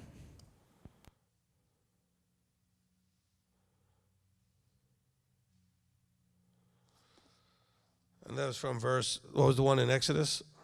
10, verse what? Verse 1 from Exodus. I don't think so. You could try to make a stretch there. Okay, verse 18 in Romans 9, it says, so then he favors whom he wishes and he hardens whom he wishes. I could see what that's trying to relate to what happened with Pharaoh, I guess. But he's talking about it in a different context. Then you shall say to me, why does he still find fault? For he is who has resisted his counsel? But who are you, O man, to talk back to Elohim? This is those that are struggling in relationship with him. He's trying to do the same thing, but in a relationship. This is Pharaoh wasn't in the same place. The point that is being made in Romans is dealing with people that should know better as opposed to someone who doesn't. Does that make sense? But yes, the same idea of hardening versus not hardening is his choice, yes. All right, anything else for 10? That is all for chapter 10. All right, my turn. You have one more for 10? One more for 10. All If right, you go could ahead. cover in 10, 21, and 22, how it talked about the darkness was so much that it could be felt. Yes, that was in my notes. Okay, so part of my turn was going to be that. Okay, so 10:21 is this darkness wasn't like you just normally think. I mean, it was darkness that you could feel. Just imagine. I mean, it was so dark, not only couldn't you see anything, but if you could feel the darkness. Okay, I would refer you to go to the teaching on darkness and light. It says, stretch out your hand toward the heavens, and let there be darkness over the land of Mitzrayim, even a darkness which is felt. I mean, some of you are afraid of the dark. Imagine a darkness you could feel. That's scary. Okay? All right, so what else do I have for this chapter? Okay, I did have some of the things you guys already covered. Okay, the one thing that we didn't cover, which I think is very important, is the calendar-related stuff. Okay, I'm glad we didn't do it up until this point, because now I can answer it sort of in the order I want to. In chapter 9, and in verse 31, we see that the flax and the barley were smitten, but the barley was in the head, and the flax was in the bud. This is the first place you see the word aviv. Okay, the barley was aviv. We get to chapter 10, and we see in chapter 10 and verse 12, that Yahweh said to Moses, stretch out your hand over the land of Mitzrayim for the locusts to come up upon the land and eat every plant of the land, all that the hail left. Chapter 9, the hail destroyed the barley and didn't destroy the flax because it was in the bud, it wasn't in the head. But then that's okay because the locusts come and eat everything else. All right? So verse 15, it says, and they covered the surface of all the land so that the land was darkened, and they ate every plant of the land, all the fruit of the trees which the hail had left, and no greenness was left on the trees, on the plants of the field, in all the land of Mitzrayim. Okay, now, we will be dealing with the calendar quite a bit when we get to chapter 12 and to 13, but just understand, for those who are out there who want to get you to think that it's vitally important that we look for green Aviv barley before we know when the start of the year is, there is not a single verse that tells you to do that, first of all. And second of all, nothing was green when they left Egypt. The hail destroyed everything, and what wasn't destroyed, the locusts ate. Okay? And if they left after chapter 9, which it seems like 10, 11, 12, and then they leave, right? So it was well after they would have already been Aviv, because it says the barley which was Aviv got destroyed during during the hail. So as far as the timing of all of this, now bear in mind, okay? In chapter 13 and verse 4 it says, today you are going out in the month of Aviv. Now, if you know Hebrew, if you're Jewish, you understand that this means spring. Okay, it doesn't just mean literally a state of the head of a growth of a barley or of a grain, okay, a certain ripeness of the grain. It also means spring. It says you went out in the month at the beginning of spring. Okay? Because nothing was green when they left. It was destroyed. Because in case you thought maybe the hail left anything, he says, no, the locust ate it all. So nothing was green. Just so we're clear, right? Okay, that's important. Because there's going to be those of you that when you first come into this, the Torah observant, Hebrew roots, Messianic, whatever, you're going to find those videos out there trying to convince you that the Hillel calendar is all wrong. You have to go out and look for barley. And I can promise you, I've spoken to people that are farmers who watch some of those videos, and they'll say, those guys don't even know what barley looks like. They'll pick the wrong thing and say it's barley. They'll say it's ripe in Aviv when it's not. They don't even know what they're doing. And by the way, if you've been anywhere where the crops are grown, you will notice that in a country or in a land, even as small as Israel, they don't all grow at the same speed everywhere. Do you not agree? It's not like all of a sudden every bit of barley everywhere was Aviv. All right, it's Aviv day. Everything's good. It doesn't work that way.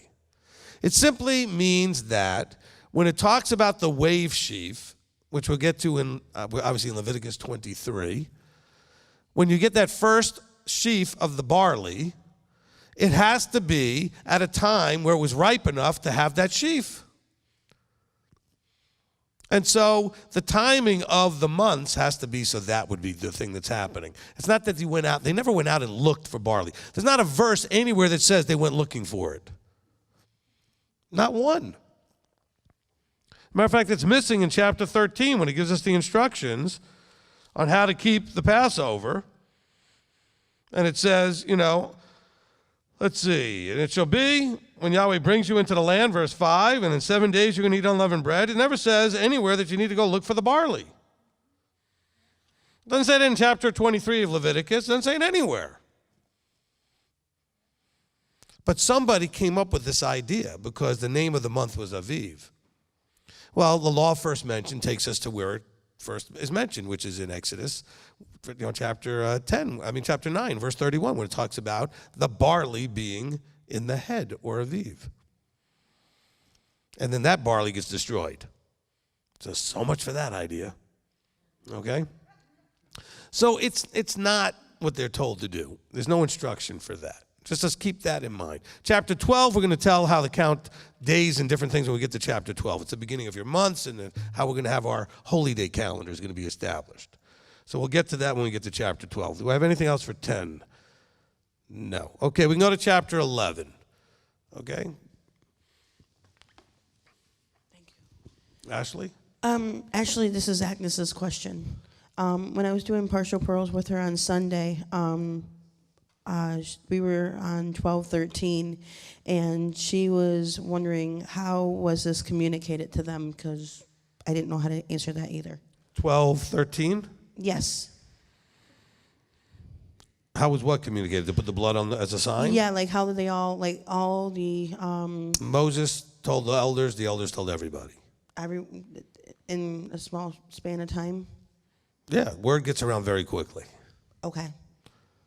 I didn't want to answer it wrong, so that's why I thought I'd bring it Now to remember, they had... when did the blood go on the doorposts? At least we know it went on before what? Before the 14th. Yeah. Okay. Well, that means, and he's already saying this month is the beginning of your months, and it tells them they're going to select out a lamb and hold it for a certain period of time, etc. They had a lot of days to get this word around. Okay. Okay.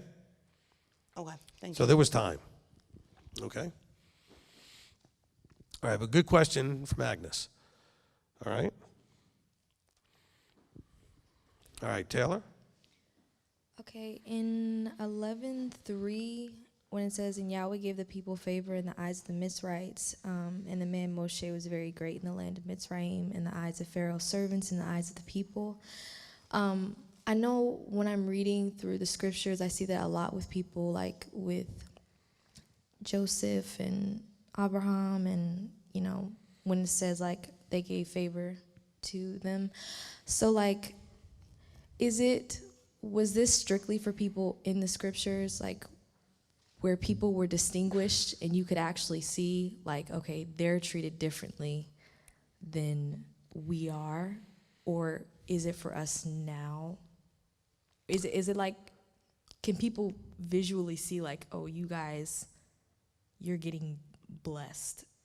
There should be some of that happening at some point. It may not be as obvious as it may be, like obviously in this situation where the Israelites are going and they're finding favor and they're getting to take the objects of silver, etc. But you know, when you have a conversation and or you're interacting with people and they notice while other people are freaking out, you're not.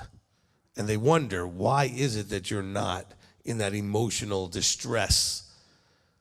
And then you can say, because of my relationship. Okay? They see a difference.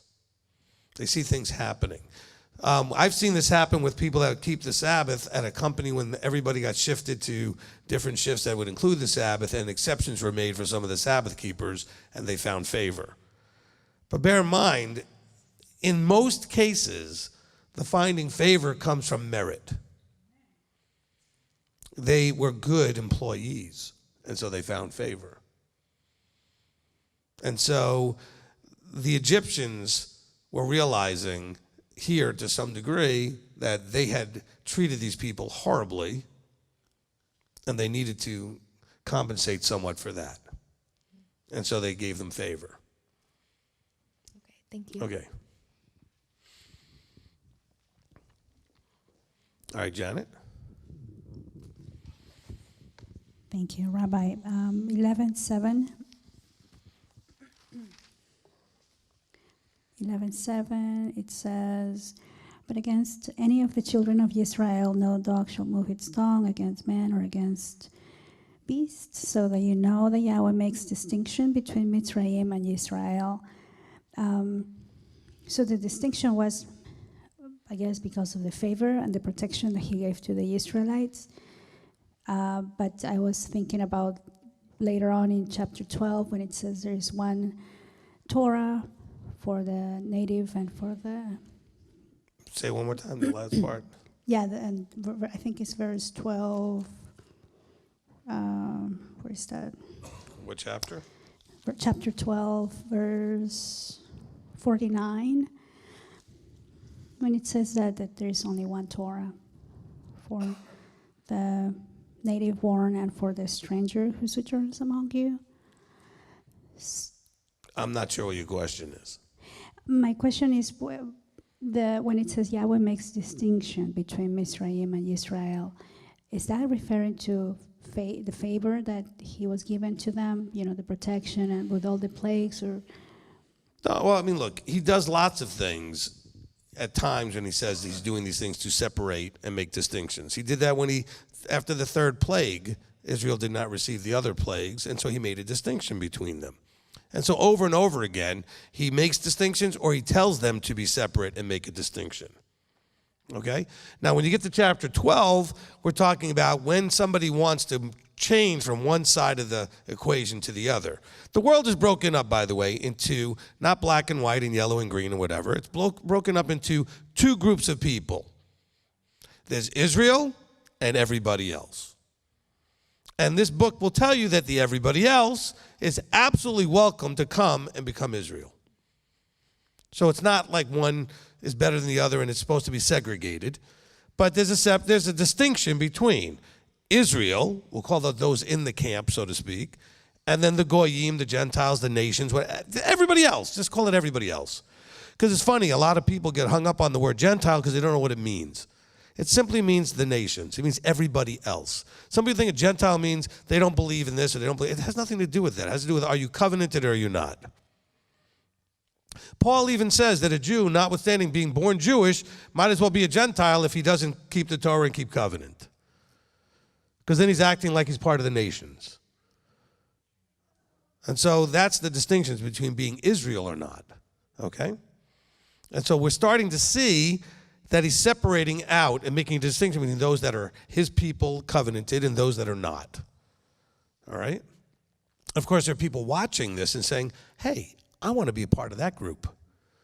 And they leave with Israel. And so that's an important distinction. Okay, Steve? Okay, in chapter 11, verse 4, and Moshe said, thus said Yahweh, about midnight, I'm going out into the midst of Mitzrayim. So was that Abba himself went, or some form of, how did that come about? Okay, so I know we love to see the, Cecil B. DeMille, 10 Commandments and all of that stuff, and the angel of death.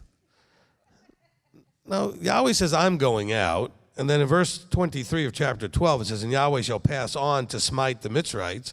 I shall see the blood on the lintel, etc. And Yahweh shall pass over the door. So Yahweh, in whatever form he chose to send, it's still an extension of him. Okay? When Moses was in front of Pharaoh, Yahweh was in front of Pharaoh.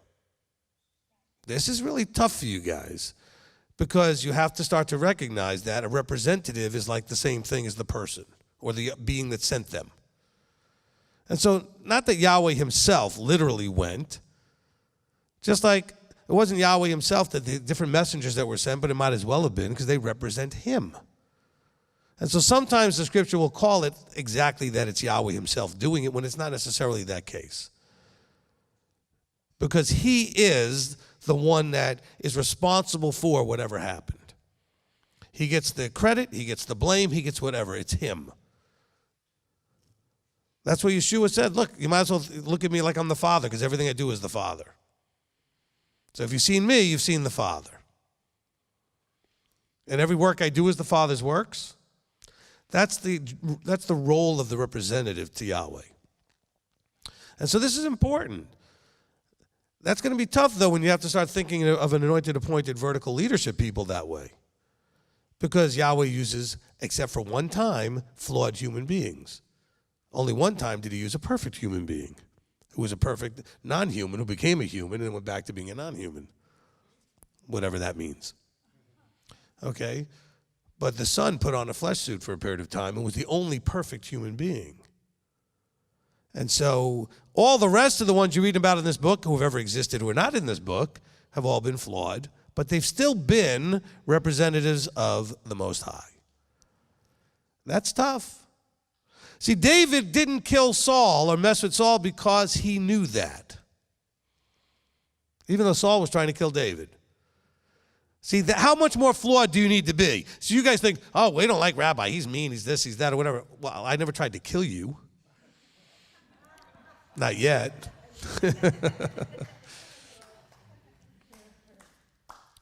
But Shaul, King Saul, he was literally trying to kill David. And David said, I'm wrong. I shouldn't have even gone over and cut his tzitzit off. Which is when he says he cut the little hem off his garment. Just to make a point. Because that was still disrespectful to the representative of Yah. He says, Yah put him in that place, Yah can take him out. It's not my job. Oh, but all of you guys out there that want to ruin ministries and take down leaders and all these other things as if it's your job.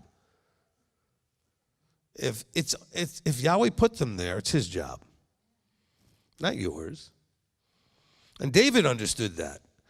And that was with a guy trying to literally kill him. Now, what did David do that you could do? He left.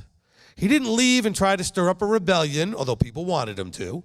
He didn't leave and try to do anything to undermine and destroy whatever Saul was doing. He just got himself safely away. So if you really felt like somebody like myself or anybody else was dangerous, that was to just leave.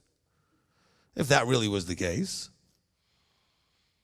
But don't do all the other things that I know happen all the time. It was dumb. We're not understanding what Scripture really says when we act that way. Okay? So you have here the difference between when you read Scripture and actually say, wow, it doesn't say what the movie showed. Surprise. Okay?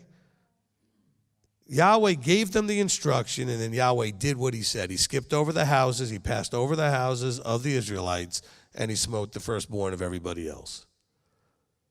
But Yahweh did it. Just like when it says that Yahweh gave an evil spirit to Saul. We're going to read about that eventually in my evil teaching. And we'll say, because you're thinking, how could Yahweh give evil? Evil only comes from the devil. Nonsense. Matter of fact, scripturally, very little of the evil comes from the devil that way. As far as the verses are talking about it. Not that evil doesn't come. If you're going to listen to the devil, you're going to have evil. What is evil? Suffering, pain, harm, ruin, destruction, etc. Following that is going to lead to the destruction and the pain and suffering, etc. We got to understand these things are not exactly like they're put out in our movies that we watch. Or the teachings that we listen to our whole lives in the church, etc. It's just not going to be that way. All right, Grayson, chapter 11, right? We're up to 11. Have one question from chapter 11 from Michael Condon, verse 8. Was the address in chapter 11 made in Pharaoh's presence despite Pharaoh's threat against Moshe?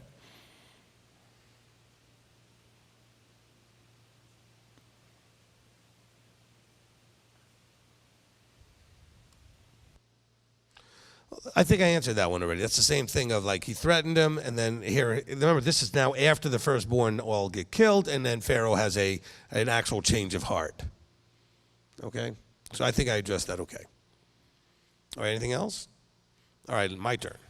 Did you have more for 11? No. All right, 11.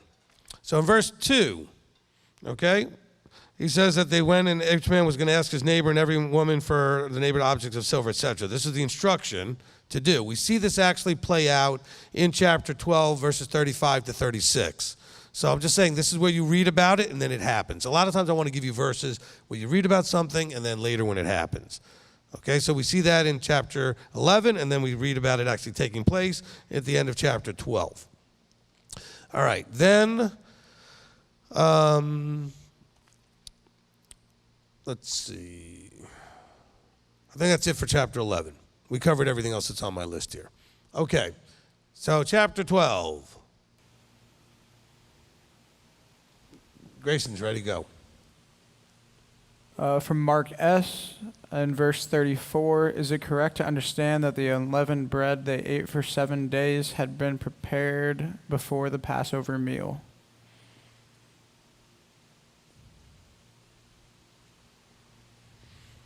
I mean, look, they took enough for the journey, for the beginning of the journey. I'm sure anytime they stopped, they could make more. Okay, because it didn't take that long to make it if they didn't have to wait for it to rise. Okay? Remember, leavening in those days, they didn't have like a bag of leaven, you know. They didn't have yeast that they could just take and add to the dough. They had to let it sit out, or they needed a starter lump, okay, which would have been like you do with sourdough.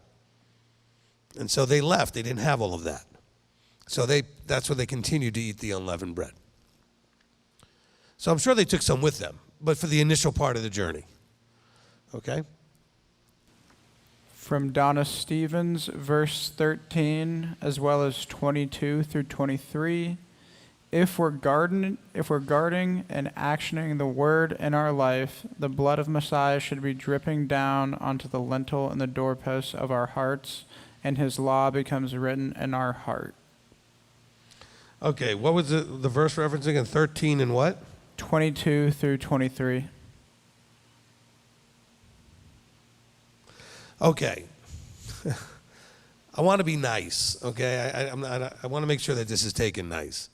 I want us all to please be really careful about this whole blood obsession that Christianity taught you, okay? This is not about that. Don't even look at it that way. Okay, the blood, yes, it does provide a covering of a sort. It's to remind us of the Passover where Yahweh passed over and did not kill the firstborn. Of course, only the firstborn was at risk. When Yeshua covers us, everybody's covered. It's a whole different level of that. But let's be careful that we're not looking always for this sort of gory, bloody thing that Christianity got us all obsessed with. Are you saying that his blood's not important? Please show me all the thousands of verses that don't exist that talk about his blood. Even though there's thousands of books, songs, and everything else, and T-shirts out there about his blood. It's just not there. We've turned this into some sort of vampiric, sort of strange blood obsession. And they're all looking at me like, I can't believe you just said that. But let's not do that. The blood of the slaughtered lamb that was put on the doorpost, yes, we could say there is some connection maybe to Yeshua's blood because, after all, he's known as the Passover lamb. So I get that. But I just want us to be careful that it doesn't turn into, and let the blood drip over our hearts and blood. That, to me, gets really very Christian. Okay? And so let's let each metaphor simply be what it is. The blood covers us from death. That's the point of the blood. It provides us the ability to avoid the second death. That's it. It's nothing less, nothing more. Now, it doesn't need to be more. What could be greater than that? I mean, it's incredibly huge just in that. Let's leave it at that. But see, Christianity wants to use it to be the end-all, be-all, fix-all of anything you ever do. Oh, we just claim the blood, pray for the blood. This, I don't even know what they do. To me, it's just a little weird and somewhat perverse, if you really want to be honest. Okay? I deal with a living Elohim and a living Savior and a living Messiah. Blood is from the death. He's alive.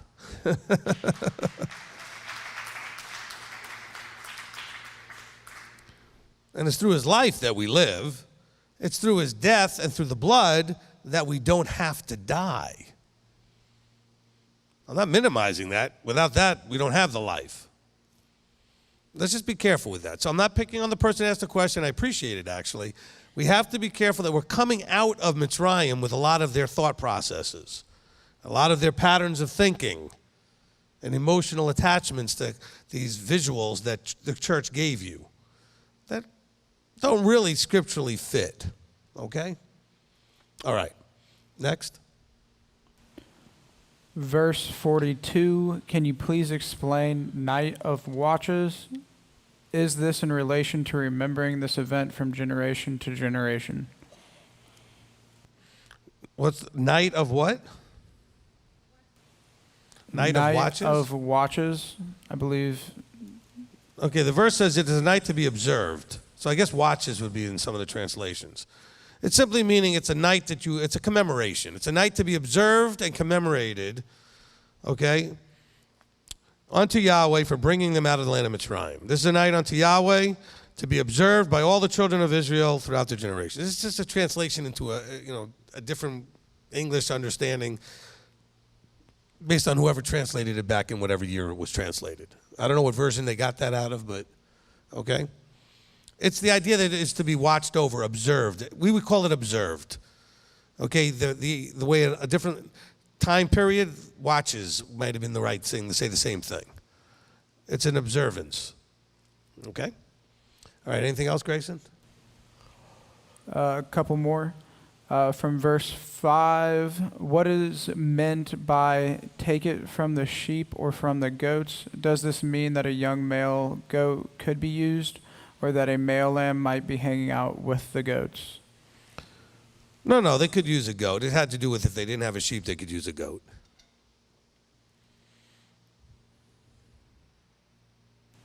From Diane Hogue, verse 19, if no leaven is to be found in their homes for 7 days, do we also have to remove all leaven from our homes during the festival of unleavened bread? Yes, you do. And again, I would refer you to Passover Q&A Part 1, where I will give you the proper definitions of the two words being used for leaven. Okay, we're going to deal with chametz and we're going to deal with sior. And so you'll know which is which. One is the leavening agent. The other is something that's already been leavened. Okay? And so you'll understand what you need to actually get out of your house and what you don't need to get out of your house. Because there are people that take this into some fairly extreme levels of a misunderstanding of what getting the leaven out of your house is. Okay? Just remember, this is the days of unleavened bread. Okay? Not the days of unleavened beer, the days of unleavened whatever you want to put out there. Okay? Because I get all these questions all the time. All right? So let's understand that. Okay. I go into detail and explain this in Passover Q&A Part 1. All right. Anything else for 12? Final question. For verse 12, did the firstborn include females? I see in the same verse it says man. Are we to see that as mankind or literally gender specific? Okay, I'm going to guess that here it's talking about all firstborns, period. Okay? Gender, notwithstanding. Okay? Remember, man is used for all men. It's also used for the male of the species. So, it could be either one. But I would say that this was all firstborns were at risk. Okay? All right. And if you are a firstborn, you should have a whole different level of empathy and appreciation for what was going on here, because if you had been there, you would have been at risk. Okay? So, Because remember, not everybody else was at risk. It was only the firstborns in this particular scenario. All right, anything else? That is all for chapter 12 at this All right, time. Chapter 12 out here. Janet. Rabbi, I have a follow-up question from somebody asked you about the night of watches, to 1242. The congregation we used to go in Houston, all the men would basically stay all night praying. And they were saying, and they were very Jewish, I guess. They were saying that was a tradition that was followed by the Jewish Okay, but people. that has nothing to do with watches. I mean, It's not. the tradition is that the rabbis, and if you have a traditional Jewish Haggadah, which is the order of service that you would use during the Passover meal, there is a paragraph in there about how these famous rabbis stayed up all night until the time of the morning Shema, just going over the story of the Exodus. Okay? So there was a tradition to do that. It's not required, no. Rabbi, I have a question though about, is that okay? It's 1238, when it said mixed multitude, and when Elder Billy was teaching this past Shabbat, he was talking about the parable from Matthew with the king, 22, I think it's chapter 22, 1 to 14, when the king is inviting, but the guests are not Right, coming. the wedding. And then and then eventually Right. everybody gets invited. Is there a connection between the two? No, I don't think so, because one is them going actively out there seeking. Here, there are those who joined themselves because they saw what was going on. So the situations are different. Okay? Chapter 12? Ashley. Yes, I want to apologize. When I came up here, I swore the last question I asked was chapter 12 because 11 was one column. I skipped over the number 12. Sorry. It's okay. 1236. And I don't know if this goes along with my dyslexia, but I'm having a hard time understanding literally just that verse in itself. They asked the Egyptians to give them their gold and stuff, and they gave it to them. Okay, so that's what that was meaning then? Mm-hmm. Okay. Which was what they were told in chapter 11 that they were going to do in verse 2. So speak now in the hearing of the people. Let every man ask from his neighbor and every woman from her neighbor objects of silver and objects of gold. And here in chapter 12, you see it happening. Why can't they just say it like that? I said it like that about 20 minutes ago. I know, you're hearing impaired. I get it. Okay. That must make you Israel, because I think all of Israel is hearing impaired. They're certainly listening impaired. All right, Steve. All right, 12:2. It says, new moon is the beginning of new moons. So if you could cover that, and then kind of the second part is, it seems like if the Passover, there was some time between that and the Passover, like at least 14 days, right? Before the plague of death or whatever it's called came. So there's that. Yep. Okay. Give me 1 second. I'm just adding something to my notes here. Okay. And that was it for 12? My turn. You guys leave so much stuff out. Okay. All right, so chapter 12, verse 2, to answer Steve's question. Okay, so we have the holy day calendar instruction here. Rabbi, why are you calling it that? Because there's more than one calendar in your scriptures. This one is for the calendar of calculating the timing of feasts. It begins in this particular month, when he says this month is the beginning of your months for you, when you're counting months. Okay, so you're not counting years here, you're counting months. We think it's similar. We count months, and then at the end of a count of months, we go to a new year. That's not the way it works in the scriptures for some reason. We count months, and we count years from in the middle of the counting of months. It's just a strange thing. And we see this in Leviticus 23, the listing of what those holy days and those feasts are. And then we also see in Leviticus 25, the listing of the counting of years. So 2 chapters later, we're told we count years. The Yovel, the Jubilee, is counted based on the month where you have the Day of Atonement, Yom Kippur. And so just bear in mind here, because people say, oh, well, we just had New Year's Eve. No, we didn't. It's not until we have Passover. Well, that's New Year's Eve that they do here is a secular way of counting years. The Bible here isn't talking about years at all. It's talking about moons, months. Okay? Now, they will talk about years, but we don't get to that until Leviticus 25. where we actually are concerned with counting years. They're not concerned with counting years at this point. And so when we count for feast counting, for knowing when the feast is, so in the first month, on the 14th day of the month, we know is the Passover. In the 7th month, on the first day of the month, we know this is trumpets. But it's based on this counting of moons, okay? Just please, I know it's hard because in this world we have one calendar. They had lots of calendars. This is, in the scriptures, clearly you can find at least 2, and I know people can show you agriculturally in other places more than 2. Okay, so there's at least 2 calendars here. Just keep that in mind. All right, so I think that's what Steve wanted me to address there. Okay, chapter 12, verses 6 through 8. Okay, we start seeing the instructions regarding the timing of performing the Passover and eating the meal. Just again, go to Passover Q&A and understand that these are not the same thing. Passover is not one thing. There are 2 things or 2 events that happen in the Passover. There's performing the Passover and there's eating the meal. They're not the same thing. They're 2 separate events. And so we have to understand that. And I explain that in great detail, so we're not going to spend time today doing that in the teaching Passover Q&A. That's why I did the teaching, to answer all the questions regarding Passover. Okay? All right. Let's see. Verse 11, we're told to do this loins girded, sandals on, etc. Okay, so this is really interesting. There's some people out there that believe that the Passover meal happened, and then I don't know what happened the next day, but then they didn't leave till the day after that. And I read that they left.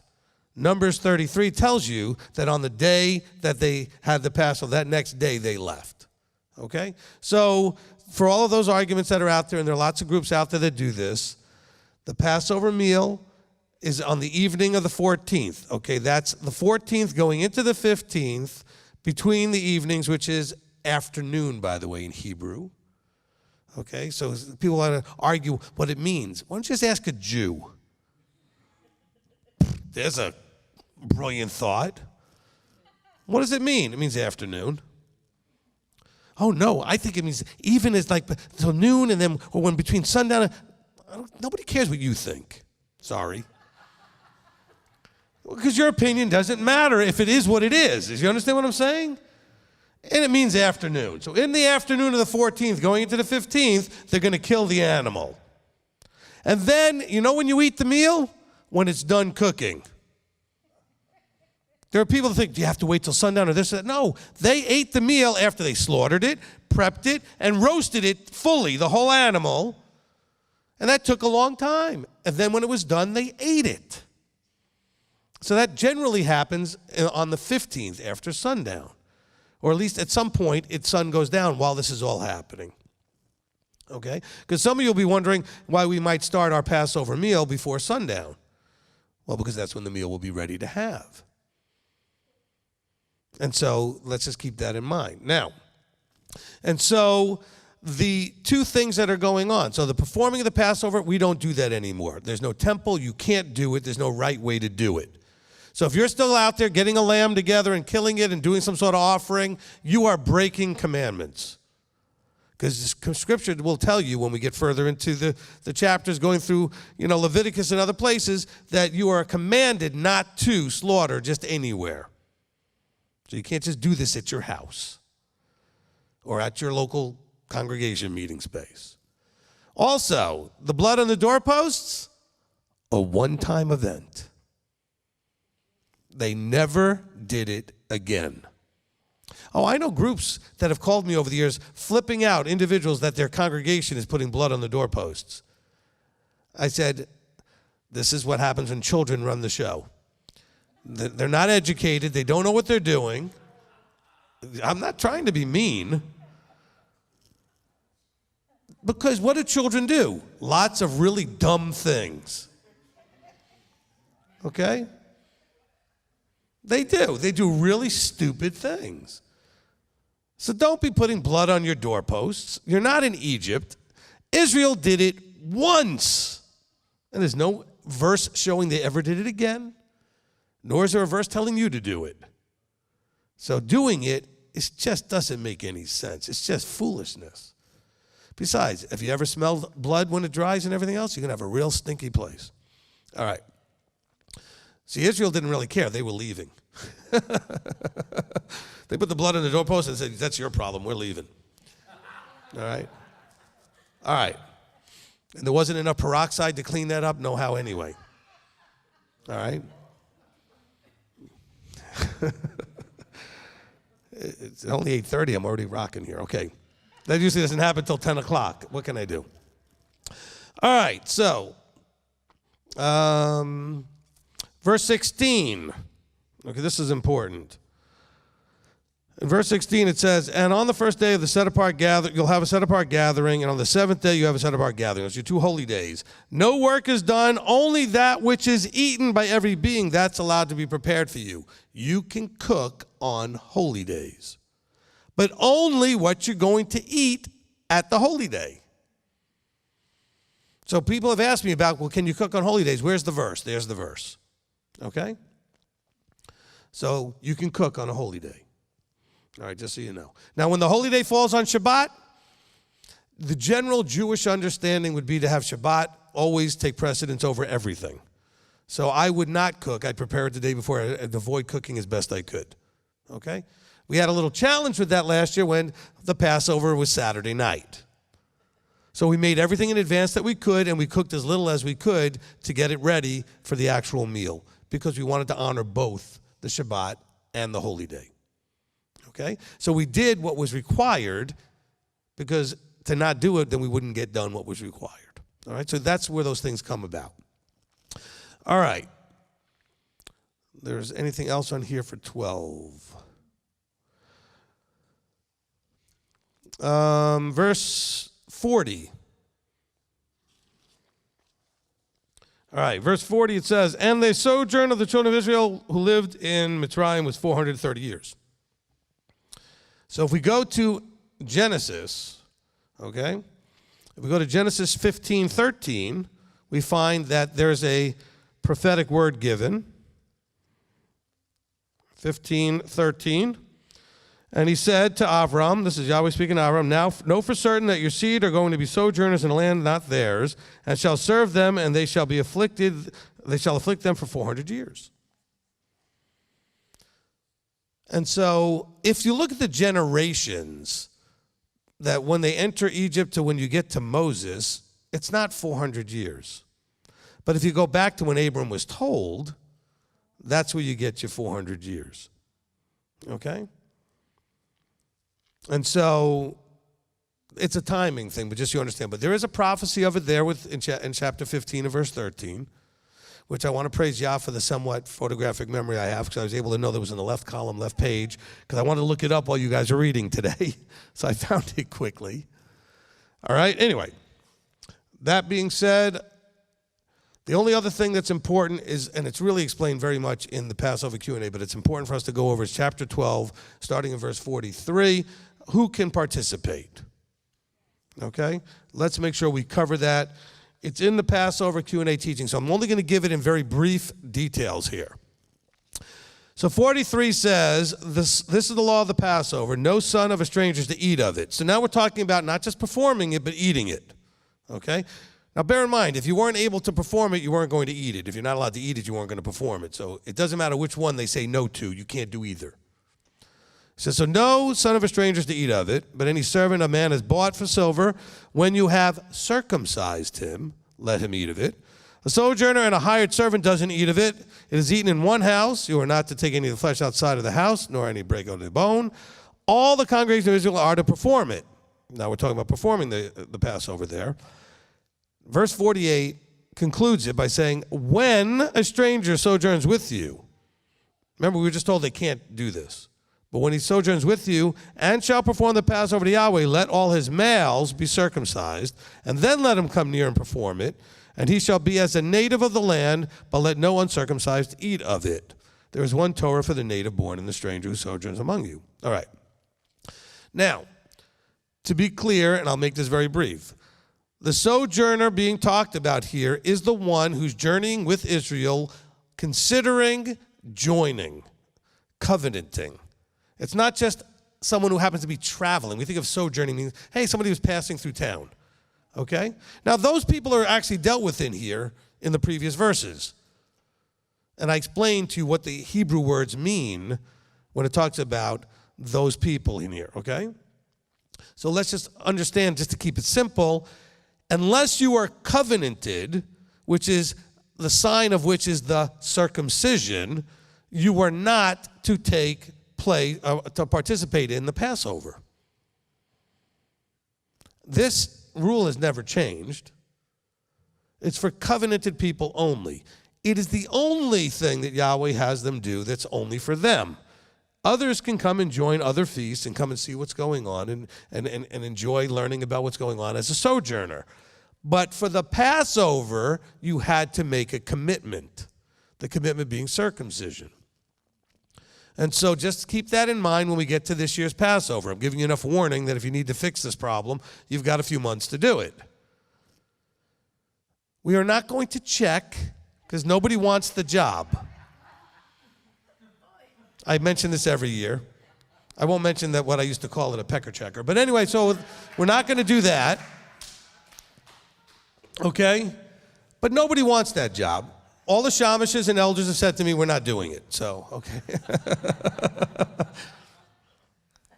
It wouldn't matter anyway, because some people were circumcised in the hospital without actually having any ceremony anyway. So who knows if they're covenanted or not from that point of view. But you should be self-editing. If you're not circumcised, you should not be participating in the meal. There are very specific exceptions, and it's very limited to if you are medically prevented from doing it because you could not handle the surgery. There are people who are on blood thinners and other things because you'd have to get off the blood thinners in order to go ahead and do the surgery. You'd be at very high risk of clotting and whatever, heart attacks. Then you come and get a medical exemption from your Torah teacher, okay? You're next up in the line in the vertical structure, because then it's on them to give you that permission. So there are those of you that can't, and I understand that. Remember, Yahweh's not concerned with the can'ts, he's concerned with the won'ts. He knows if you can't. He's not worried about that. It's the won'ts that really are an issue. And remember, your whole life is about seeing what you will and won't do in terms of following him and submitting to him. Okay? So, then the question, of course, becomes, well, what if my husband is not, but I am, as far as the wife being covenanted? Then you can come. And your children under 20 can come. Because the children who don't necessarily need to be circumcised or anything, they're covered by the parent. Now, once they're 20, they need to make their own decision, and they need to be circumcised if they're going to come to the meal. Did that make any sense to everybody? Why 20? Because when we see in the book of Numbers, that's the age of majority. That's the age they count adults. They start counting them at age 20 and above. All right? So hopefully that made sense to you. If the husband is circumcised and he's covenanted and the wife isn't, you can bring her too, provided she's not going to create a problem. Because you don't want there to be a problem at the Passover meal. But as long as she's willing to come and participate and be respectful, then that would be fine. Same thing with children that are 17, 18 that are not. I mean, you don't want to bring your older teenagers that are not covenanted if they're going to be, having an attitude and creating an issue. This is a covenantal memorial ceremony and meal. So it's very important that we understand that. It's not some cultish, isolated group. It's a big moment in history for covenanted people. And so Yahweh wants to have that special time just with those people. Okay? So that's important. All right. So, like I said, more detail specifically about all that and the Hebrew words underlying it in the Passover Q&A teaching. All right, chapter 13. And I've got very little for this. I already addressed the word aviv in verse 4, which means spring. Anything else from chapter 13? I've got one more, but we'll go with whatever you guys got first. All right, for 13:9, where do we go to in 13? Just in case I'm in 16. 16? Okay. And 13:9, where it says, "And it shall be as a sign to you in your hand, and as a reminder between your eyes, that the Torah of Yahweh is to be in your mouth. For with a strong hand Yahweh has brought you out of Mitzrayim." I was wondering if And if I could, when I was younger, I used to like talk about scripture like a lot in like heavy loads. And a lot of people would come to me and be like, or their behavior towards me will be like, oh my gosh, like you're talking too much about it, or it's like, can you talk about anything else? And it sort of left a scar on me to where, like, if I talk about it now, I'm like, oh shoot, am I talking about it too much, or am I annoying you? So I was wondering, now I know I'm supposed to talk about scripture to keep it at the forefront of my mind, but I'm wondering, is there a point to where it is talking too much about it? Is that even a possibility? Okay, that's okay. I understand what you're saying, and that's not what the verse is talking about. Mm-hmm. So I can make it easier for you when I explain what it's talking about. So we have a couple of places. This is one of them. We'll see it in Deuteronomy as well, where it talks about the idea of frontlets before your eyes and bound on your hands and that kind of thing, and stuff coming as far as your mouth is concerned. The idea, of course, is the frontlets before your eyes is that you're going to have that in front of you so that whatever you're doing, you're aware that the Torah needs to be a factor in your decisions.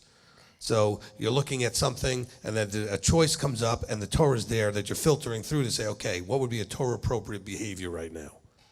So it's a thought awareness, okay, a Torah awareness in your thinking. As far as your hands, we're talking about that they should see that the actions you take, the work of the hands, the things that you do are in line with your idea, not with the idea, with your understanding and commitment to Torah. So everything you do is in line with that commitment. So again, you're filtering your thinking processes, and then of course flows forth as your actions through a Torah mindset. Then again, the same thing, your mouth, which out of the mouth, we can do a whole lot of teachings to deal with the words and the tongue and everything else. Comes blessing and cursing and all these other things that come out of the mouth. The mouth should also be in line with the Torah. It doesn't mean that it's something that you're talking about the Torah, but that what you say is consistent with what the Torah would have you to say. Does that make sense? It does. Thank you. You're welcome.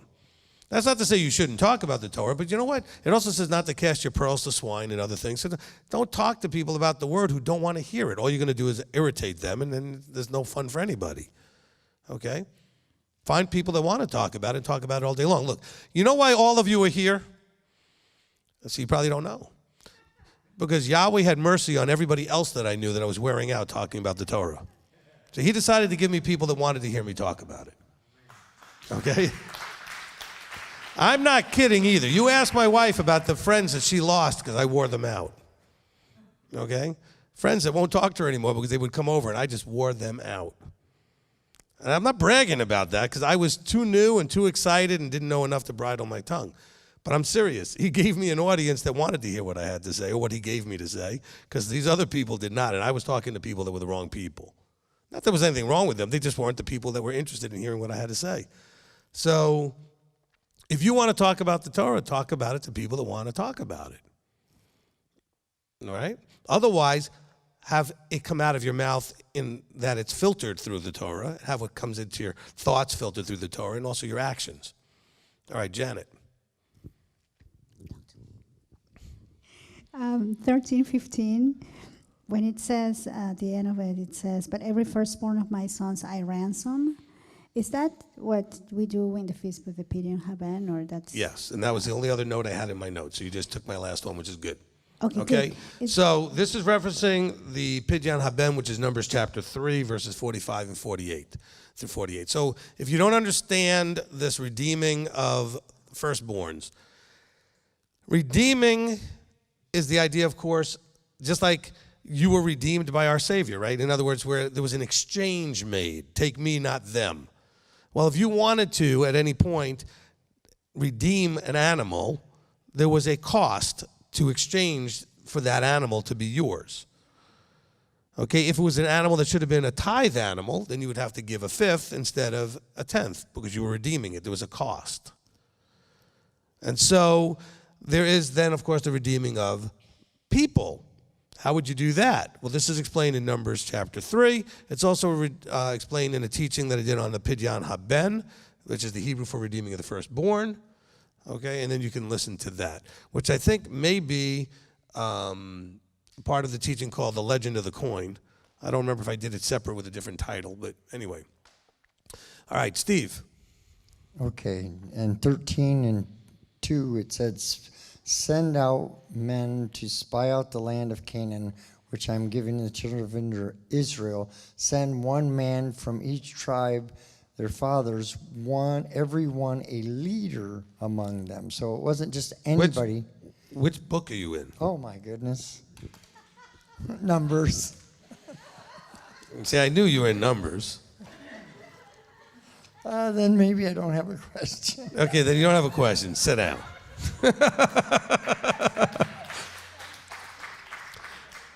We went from leaving Egypt to spying out the land. We skipped a few things, but, we're speeding things up a little bit. They're just barely digesting the Passover meal, and they're already sending out spies. They did want to get there quick. And then they got afraid and they left. Okay. 13. I've got one for 13 from June Enriquez. Verse 13, "Is there a reason why a firstborn of a donkey is ransomed with a lamb or to break its neck? If not ransomed, does the donkey represent something?"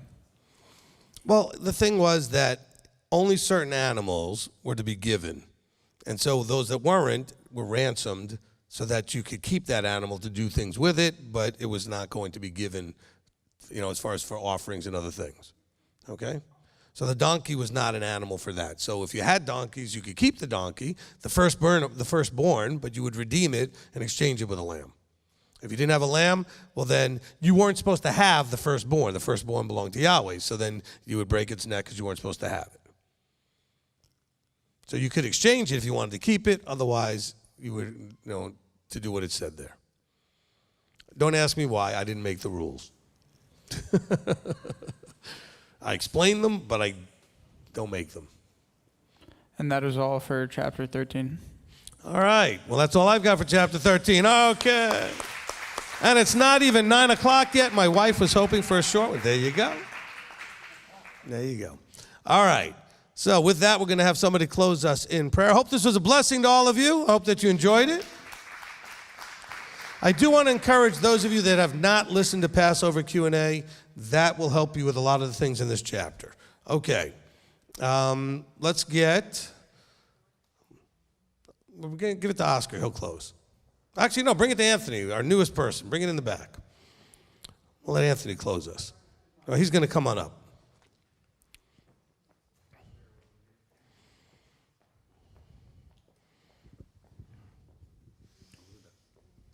Alvino Makenu, Father, thank you for this time to dig deeper into your word, to tear it apart and put it in our inner parts and have someone to define what is and what isn't and help us to guide through this culturally distant teaching that really is for us but wasn't written to us. Thank you for your teachings. Thank you for your teachers. And thank you for your son, Yeshua HaMashiach, we pray. Amen. Amen. Amen. All right. If any of you want to come up here to wave goodbye to everybody out there, you can come on up. We're almost to a point where, you know what? It's too bad we don't have two cameras. You have both cameras going. You want to leave them in the seats? Mercy, can we leave them in the seats and I stand up? Four's not doing anything. Okay, so you guys come up here. We're getting a little big. We're going to have to try to let everybody stay in the seats soon. Just watch the speakers and things when you come back here. And I have you back.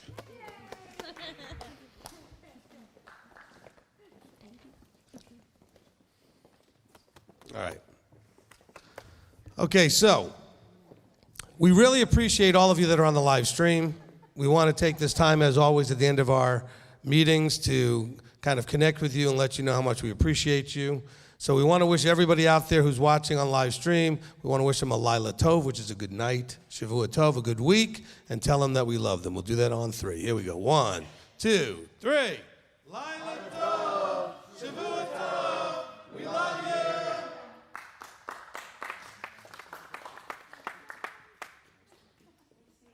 Didn't say Shabbat Shalom this time.